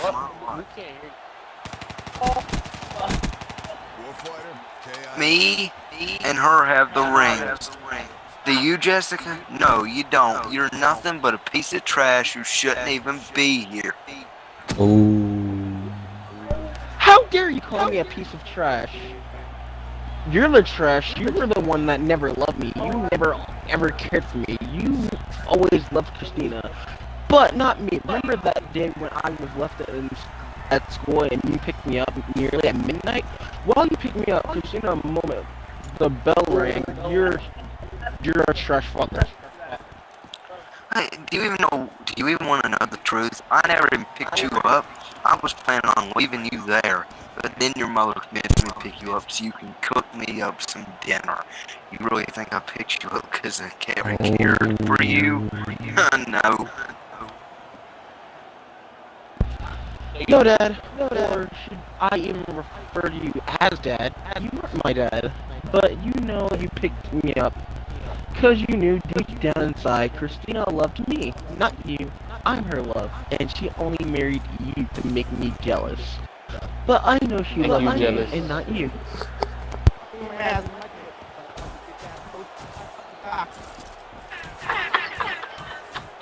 Hey, you watch your mouth. Christina loves me, not you. And there's a way to sell this. Except a match, but I want to add a little something. In the match, whoever loses will leave the Thompson family forever. So if you lose, then you leave the family. Okay, Dad. I accept, but it won't be me leaving. The Thompson family, it will be you. This does not hurt me, because Dad, I always loved you. And you were my hero. You were my idol that I looked up to. I just never thought it would end like this. I'll see you then. We'll see then. We'll just see. And Jessica, I never cared for you. So you can just screw off. Bye-bye. Well, folks, it's official. Donald Thompson, the father, will face his own daughter, Jessica, making it for the first time in TGW history. Hold on, Altered. Altered, wait a minute. Hold on. For the first time in TGW history, father versus daughter matchup with an extra spice. Wait a minute. it's an extra spice now because whoever loses the matchup, they will have to leave the Thompson family. And you know what? I hope Donald Thompson get what he deserves. That sick man not only sent an explosive package to his own flesh and blood, his own daughter, almost permanently damaging her vision. And to make things worse, to add insult to injury, Donald Thompson married Jessica's sister, the other daughter of Donald, Christina. And that poor girl, Jessica, she's confused. She looked up to her father, but her father is acting very immature. I mean, he's the father of this relationship. He needs to be the mature one. Which leads me to the point that you just mentioned moments ago. Alter, do you believe that Donald Thompson's going to be winning this entire matchup? And why are you supporting such a pig like Donald Thompson? Because that is a man. That's the girl. Man, okay. also power with the girl. And you got to be kidding me. He's a bad father. May I add my opinion? Yeah, go ahead. Altered, you know, he may seem like a man just, you know, in love with the girl, but that isn't just any girl. That's, you know, his daughter. Like, his daughter. Incest. So she got pretty to wrong. him. He's the grown-up person. He can do whatever he wants. He's a grown man, but he has to act mature in this relationship. Anyhow, folks, it's disgusting. It's confirmed. Father versus daughter. It's going to happen in TGW. Ladies and gentlemen, coming up next. On this one. Thanks a lot. It is coming up next. The mega main event. The Sword Tournament Championship is going to be on the line. Xbox Freak Pete, the Sword Tournament Champion, defends the title against the capacitor crowd on Halo Reach. We'll send you there. Everybody know that. We're back here on Halo Reach to determine the Sword Tournament Champion. Xbox Freak Peter was supposed to be defending the title, is no longer here. He relinquished the championship. So, folks, for these players, tonight is a night of redemption. For these players, tonight is a night of reckoning. For these players, tonight is the night they prove they have what it takes to be the Sword Tournament Champion as we go full circle. We started the night with Halo Reach. We're ending it with Halo Reach. Hello again, everybody. I'm AdrianTheVoice alongside with Joey. We just saw in Call of Duty Black Ops 3. Welcome aboard, Joey. You have an opportunity to become the Sword Tournament Champion. Yep, I'm just going to take that from Xbox real quick.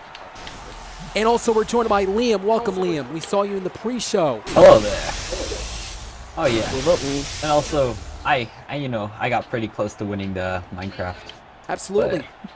You did a really good job along with the rest of the TGW great players supporting us for the past 2 years. Here tonight on TGW, well, July 1st, 2016, the Gaming Weekly went live with its first broadcast on Halo Reach. 2 years later, July of 2018, we are ending the night in the historic Halo Reach game, which has held some of the greatest TGW matches in history. The Sword Tournament is vacant, and somebody here in the lobby is going to be a champion. Look at Native Warrior now. Again, being a warrior, driving Mega Kill down and into the open there. There's Joey down the middle along with Flavio. Actually, Flavio is on his feet here. So, Joey, let me ask you this. The strategy in hand, what would it be for someone to become a Sword Tournament champion? I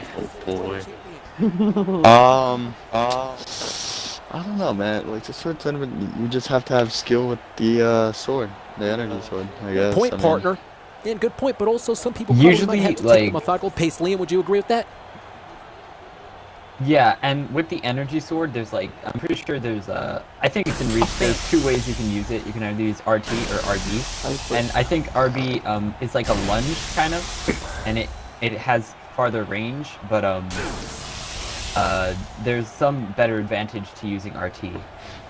A good point. And speaking about the RT button, they're going to have to calculate when they have to click on the RT button at the right time. The round is over. Winner of the game right now is Native Warrior. 3 points here tonight for the Sword Tournament Champion. Again, to preface what just happened moments ago, Xbox Freak Pete couldn't show up. He's relinquishing the Xbox TGW Sword Tournament Champion. But these players can get a new high. And to enjoy the great fans for the first time ever, these players are battling for a championship. That is a mega-sized event like this. Can you imagine the person who wins this match, the celebration that he's going to be enduring later on? And it looks like these players are going to play these mind games, and if you're the challenger, what type of strategy can you employ against the opponents? We heard it multiple times. You're going to have to click on that RT button at the right time, and these players are going to have to survive the initial rave of emotions, the initial onslaught of these attacks. That's exactly what these TGW players are waiting for, the onslaught, the attack, the impact. These guys are delivering. I want to take this opportunity to thank everybody for joining us on the TGW 2-year live stream. It has been an incredible night. We started with Halo Reach, Minigan Killer 10 issuing the announcement stating that all those people apparently are making fun of him and his friends. However, I disagree with that wholeheartedly. Those people that he mentioned have nothing to do with anything. Bubble Bear getting eliminated right then and there. Mega Kill now waiting for the opponent to come up. Also, as Halo Warrior just left the game, folks, Halo Warrior just actually slipped up the opportunity, I believe. Halo Warrior was going to become the Sword Tournament champion, perhaps potentially, but he's just left the game. But the point I'm making later on, Halo Reach, we were there. Then we went on Overwatch, team versus team, 30 minutes on the clock. For the first time, we saw the blue team just pulverize the red team. As you can see, make a kill yet again with these shots to the section. The matchup is continuing here tonight. We talked about the pressure. We talked about the spotlight for these players. Former champions here have been here. But for all these players, it's all new. Former champions like Joey. Joey, you were a former Sword Tournament champion at one point. Yeah. It was a good time. It was actually the first time I became a Sword Tournament champion was my debut night, which was nice. And I believe it was actually on this map too. Yeah, it was a great night. It really was. As, again, Joey is one of the contenders, and there is the Undead Freak 78. Rumors have it, though. Rumors are running rampant of these two. Again, taking each other out, wielding the energy sword right into the midsection. Again, the point I'm making, rumors are running rampant, though. That Undead Freak 78 is working with Minigun. I have no idea what that is all about.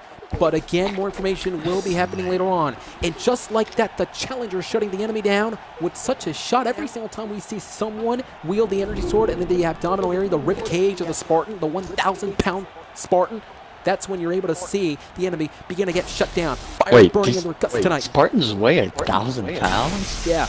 Well, if you think about the armor they have, half a ton.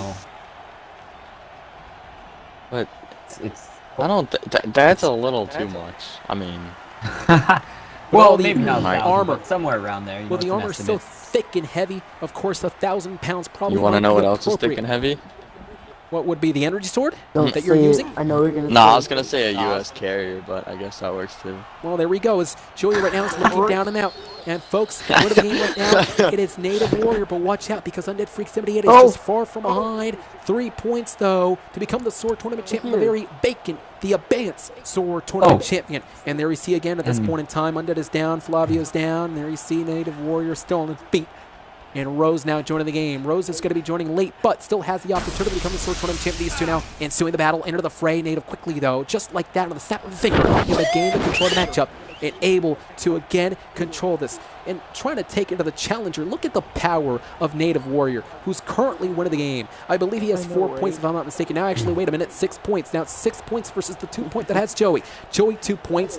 And now, there we see the map has loaded in. Native Warrior is going to reach to the top of the map and perhaps meet the opponent that is Joey. Joey may be meeting him there, and there you see these two meeting each other. You saw Joey was actually mocking the opponent. Perhaps Native Warrior, though, is already wasting a little motion right now. These two are battling out for this early going into this matchup. Native Warrior drives Joey down and out. These players thrown halfway across the map, tossed across the map, and these players continue to wear down the opponents tonight, and it looks like these players are going to dissect these others, the enemies, bit by bit by bit. More agility is what they are keen to increase. They see. What's up with the... Adrian. Yeah? I actually have a thing that I'd like to say that's, I realize that's pretty interesting. But I'm pretty sure since today is June 30th, July 4th is coming up around. So, you know, happy, even though I'm Canadian, happy Independence Day to all those Americans out there watching. Thank you very much. And you know what? Thanks for mentioning that a pre-Happy Independence Day here, part of us, all of us from TGW, although I think this video is going to be uploaded after July 4th, though. But nonetheless, it's been recorded before July 4th. Happy Independence Day. Happy Independence Day from this past week. Anyhow, Ninja Spartan is looking right into the eyes of the opponent. Practically Spartan just let the opponent Warrior to attack him there. They seem to be the champion. Everybody's 4-bar, nobody's 5-bar. That's a good point. Yeah, you're right. Connection-wise. Connection's very good. So this that matchup is. Yeah, this matchup is. You're right. This match is indeed well, one of the greatest matches you'll ever see in TGW. An unbelievable event here tonight in TGW's 2-year anniversary. We heard the Donald Thompson and Jessica story, the controversy that is surrounding this entire channel. Everybody on the edge of their seat, perhaps wondering what's next. Jessica challenged the father, Donald Thompson. Donald Thompson accepted the challenge. Both of them will be meeting up first ever TGW dad versus daughter coming up next. And also remember, guys, the homosexual clan and the CIA are making their way here in TGW. But tonight, it is all about the redemption. It is all about the Sword Tournament Championship. It is all about for them to become that Sword Tournament champion as Native Warrior. Oh my, Native Warrior, who is arguably the biggest threat in this TGW match, has been taken down. Bubba Bears now over the body, perhaps a disrespect shown. And again, remember, you did not win the Sword Tournament Championship. Yes? Alright, so I hate to interrupt you, but I don't know what it is, but this connection in this game is crap. Some people remember Halo Everybody's Reach. 3-bar, bro. Perhaps now Halo Reach, you actually mentioned a connection can come into play as well by the performance of the players. Although, Halo Reach's servers might be a bit out. Halo Reach out of date. Halo Reach coming back in 2010. I mean, years I later, know, they were obviously. still, yeah, 2018. 8 years later, Halo Reach still being played though today. And there's the Undead Freak 78 is approaching right now. Undead Freak 78 does have 5 points now. Oh my! Again, just able to just deliver that shot, almost decapitating the head of the opponent. I was trying to make the point though. Undead has 6 points. Remember when the game's Native Warrior with 8. However, Native Warrior is down and out, meaning Undead Freak is going to take advantage. The window of opportunity for Undead Freak 78 to try to become the winner of this matchup has just opened here tonight. On a night where, again, 2 years of the community's entertainment celebration. Here tonight, the round is over. Undead Freak 78 was the last man standing. However, still winner of the game is another Native Warrior who does have the potential to become that Sword Tournament champion. Joey, game side, along with Liam and Joey, of course, I want to take this opportunity for thanking you guys for joining us, and along with the rest of the people that helped us make this TGW celebration, a 3-hour stream, possible here tonight. We couldn't have done it without all of you. Yeah. And now, no problem. Yeah, of course, Ninja Spartan now looking on Rose as well, and Joey getting struck down by Bubba Bear. And Bubba Bear perhaps is gaining some offense here. Bubba Bear has 6 points now as Brandon is down. Bubba Bear 23, the original account holder, is looking on as well, but he has 1. Seems to me that his partner is somewhat better, although I want to take this opportunity also to just give credit to every single TGW player here tonight. Every single person is absolutely incredible, and Ben Chief is joining us right now. And folks, at this point in time, there's Mega Kill though, getting struck by from behind. He's got him down. Oh my! Did you see that sequence? That was incredible. Folks, that was incredible. Look at Ninja Spartan again, literally contorting mid-air, falling through. The attack continues on these opponents. Bear is looking on. Here to this matchup, TGW Sword Tournament Championship on the line. So, ladies and gentlemen, at this point in time, again, some players realizing the intentions of others, can they capitalize? However, some damage had to have been done every time there's a clubbing blow delivered by these players, even though they don't get eliminated. Even though that doesn't happen, every single time there's a clubbing blow to the back of the neck or some other limb of the body, there's got to be some sort of damage that had been focused, again, perhaps maybe into the midsection. And again, if you wear out the enemies earlier in this matchup, some players pick up the pace to wear the enemies down near the ending of the matchup. The same players slow down the pace to wear the enemies out. Sword Tournament champion on the line again. Xbox Freak Pete Hellion and abeyance as Ben Chief 7 yet again driving the very high and mighty energy sword exclusively to the elites. The Spartans, though, very funny that they're actually using it, but again, exclusive for the elites, though. And there you see now Ben Chief, face to face, eye to eye. Oh my God, just exploding out these two. These players can be so explosive. The challengers just battering and bruising each other, their enemies, and they want to be a dominant person, the most physical champion in the TGW community has ever had. Driving those energy swords right into the ribcage, and those players absorb so much punishment, and there is no sign of none of them slowing down. This matchup is still underway to determine the number Sword Tournament matchup. Ben Chief is looking on Ninja Spartan as well, folks, and Rose now, and look at Joey now, able to get struck down. Ninja joining the game. Now, there's no sense of urgency here just yet, folks. Nearly a full-type lobby on Halo Reach. Again, July 1st, 2016 on Halo Reach, we broadcasted the first episode of TGW. We broadcasted the first episode this morning. Then tonight, we are ending it with There's only like 30 days Halo in June. Reach. Full circles. Yeah, 30 days. Yeah. Bubba Bear Actually, now. Oh, so today is up June the left. 30th, not Bubba June Bear 1st. 23 is about to go through and does so. July Anderson. 1st, The feet, though, able to get eliminated right then and there. Mega Kill again, driving the energy sword of the dead carcass. Mega Kill. I gotta like Mega Kill right now. Mega Kill is actually slowing the pace down. Perhaps trying to recapitulate and perhaps recapture that gain in his composure as well. So, Joey, the Sword Tournament champion is on the line. Yeah. You do have 2 points. You're doing a really good job thus far, but who do you think has the upper edge in this match? Who's got the upper hand? The upper edge, yep, in this matchup. I don't know. So far, Native Warrior has 9 points, I believe. Yeah, he's got 9 points. And Bubba Bear, the guest of Bubba Bear, has 8. And I believe he just killed him. You're right. So that helps This Bubba is, Bear out, I guess. and not just that, but also Bubba Bear. Bubba Bear has been really able to wait, just shift this entire momentum on his side. But Ben Chief and Mega Kill now are alive and well. They're going up there. There's Arm joining the game. And now this is a desperate time. At desperate times calls for desperate measures. Oh my, Bubba Bear escalation text. The trajectory that he used was nothing more but perfect. A perfect trajectory to take down the opponent. And now Ben Chief, scary. now Ben Chief 7 is looking on, realizing the opponent is down there. That is Jacinto Aram. Aram is down there, and it looks like at this point, you only imagine the frustrations that again begin to build for every single one of these TGW players to become that Sword Tournament champion, to make an impact, to catapult their TGW tenure to the top of the mountain, to climb up that ladder to again make a name for themselves. Earlier this evening, Donald Thompson wanted to make a name for himself, challenged Jessica. Those two had some words for each other, and apparently whoever loses now in that matchup between Donald Thompson, dad versus father, apparently they are kicked out of the Thompson family. It's going to be a very sad moment for the Thompson family, folks. Again, though, take a look at this. Ben Chief probably doesn't realize where the opponent's at now. Oh, here we go. Oh, my, wheeling through, and Aram now again, right into the sternum. Into the sternum.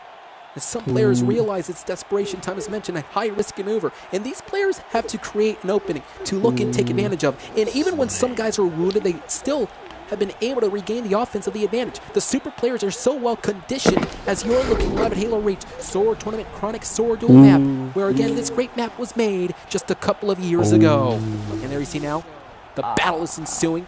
Can't touch him, a.k.a. Joey getting struck down by Mega Kill here. Mega Kill is gaining the momentum.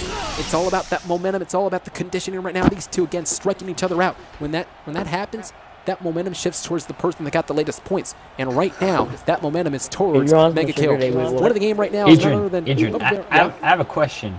Yes. Are their heads on fire? Well, some of them are.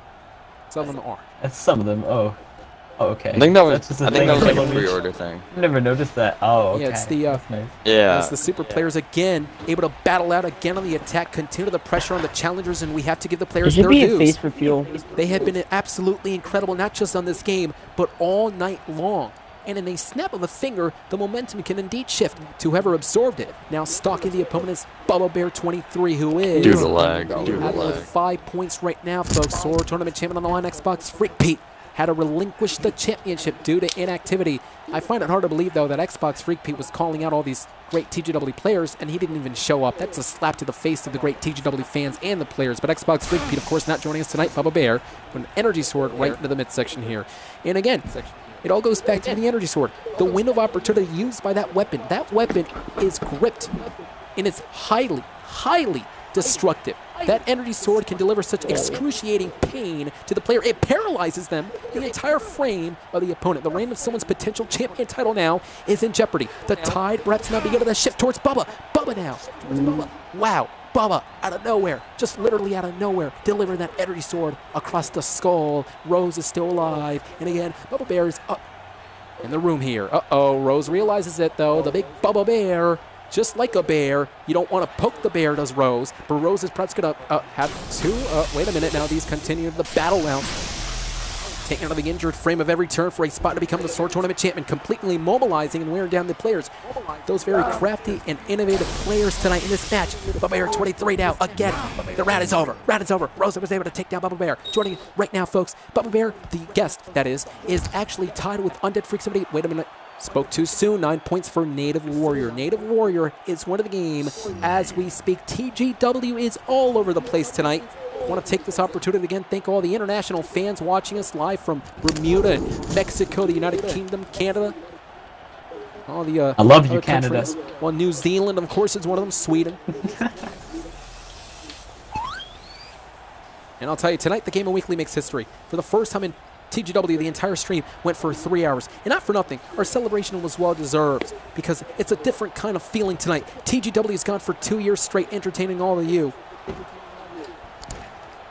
As you can see, maybe next year, 4 years, 4 hours. 5 years, perhaps 5 so. hours. You never I'll know. be there. As Joey up midair, look at this high risk. and lands on his feet. Great balance here. Undead Freak 78 does have the potential to become, oh, wait a minute now. Undead Freak from behind, able to slice again on the opponent. Undead Freak 78's moment is here to become that Sword Tournament champion. The Sword Tournament champion's going to be crowned here tonight. We already know that the crown of the Sword Tournament champion it's going to happen tonight. Xbox Freak Pete will not be retaining. He's going to be losing it. So we know that we're going to be crowning a new Sword Tournament champion. But can you imagine if Undead Freak 78 is going to be the man doing this as he slices again against the opponent yet again?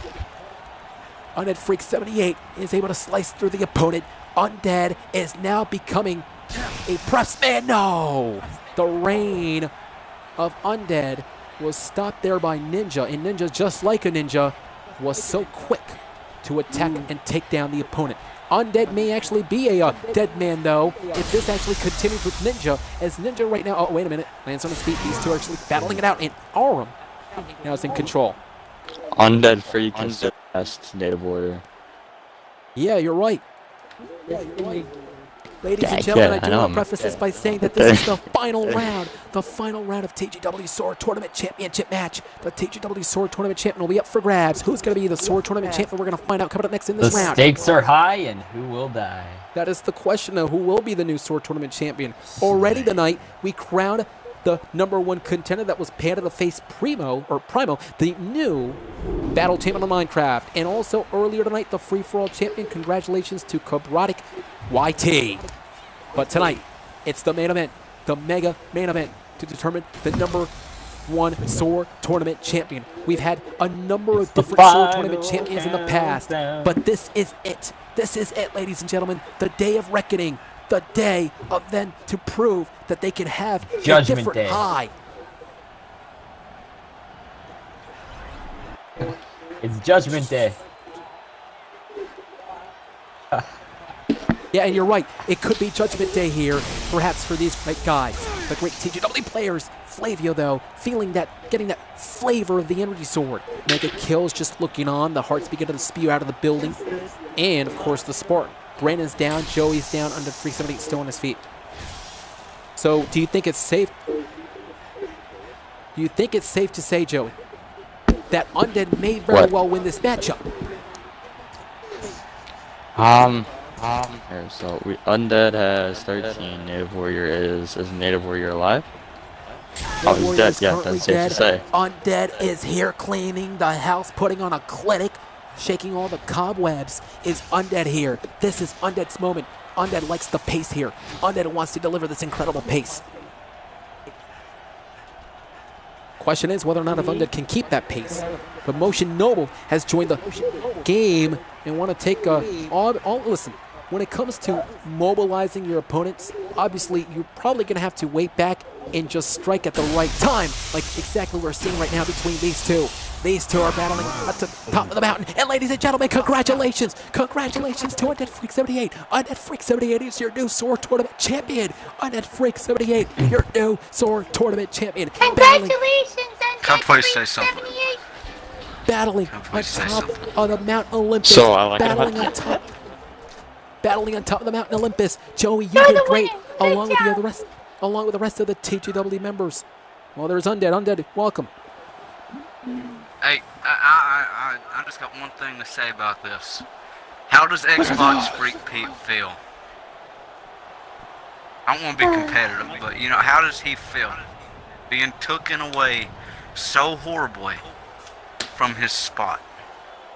No, he's such a disgrace. He didn't even. And I would like to, you know, thank everybody here for, you know, probably letting me win.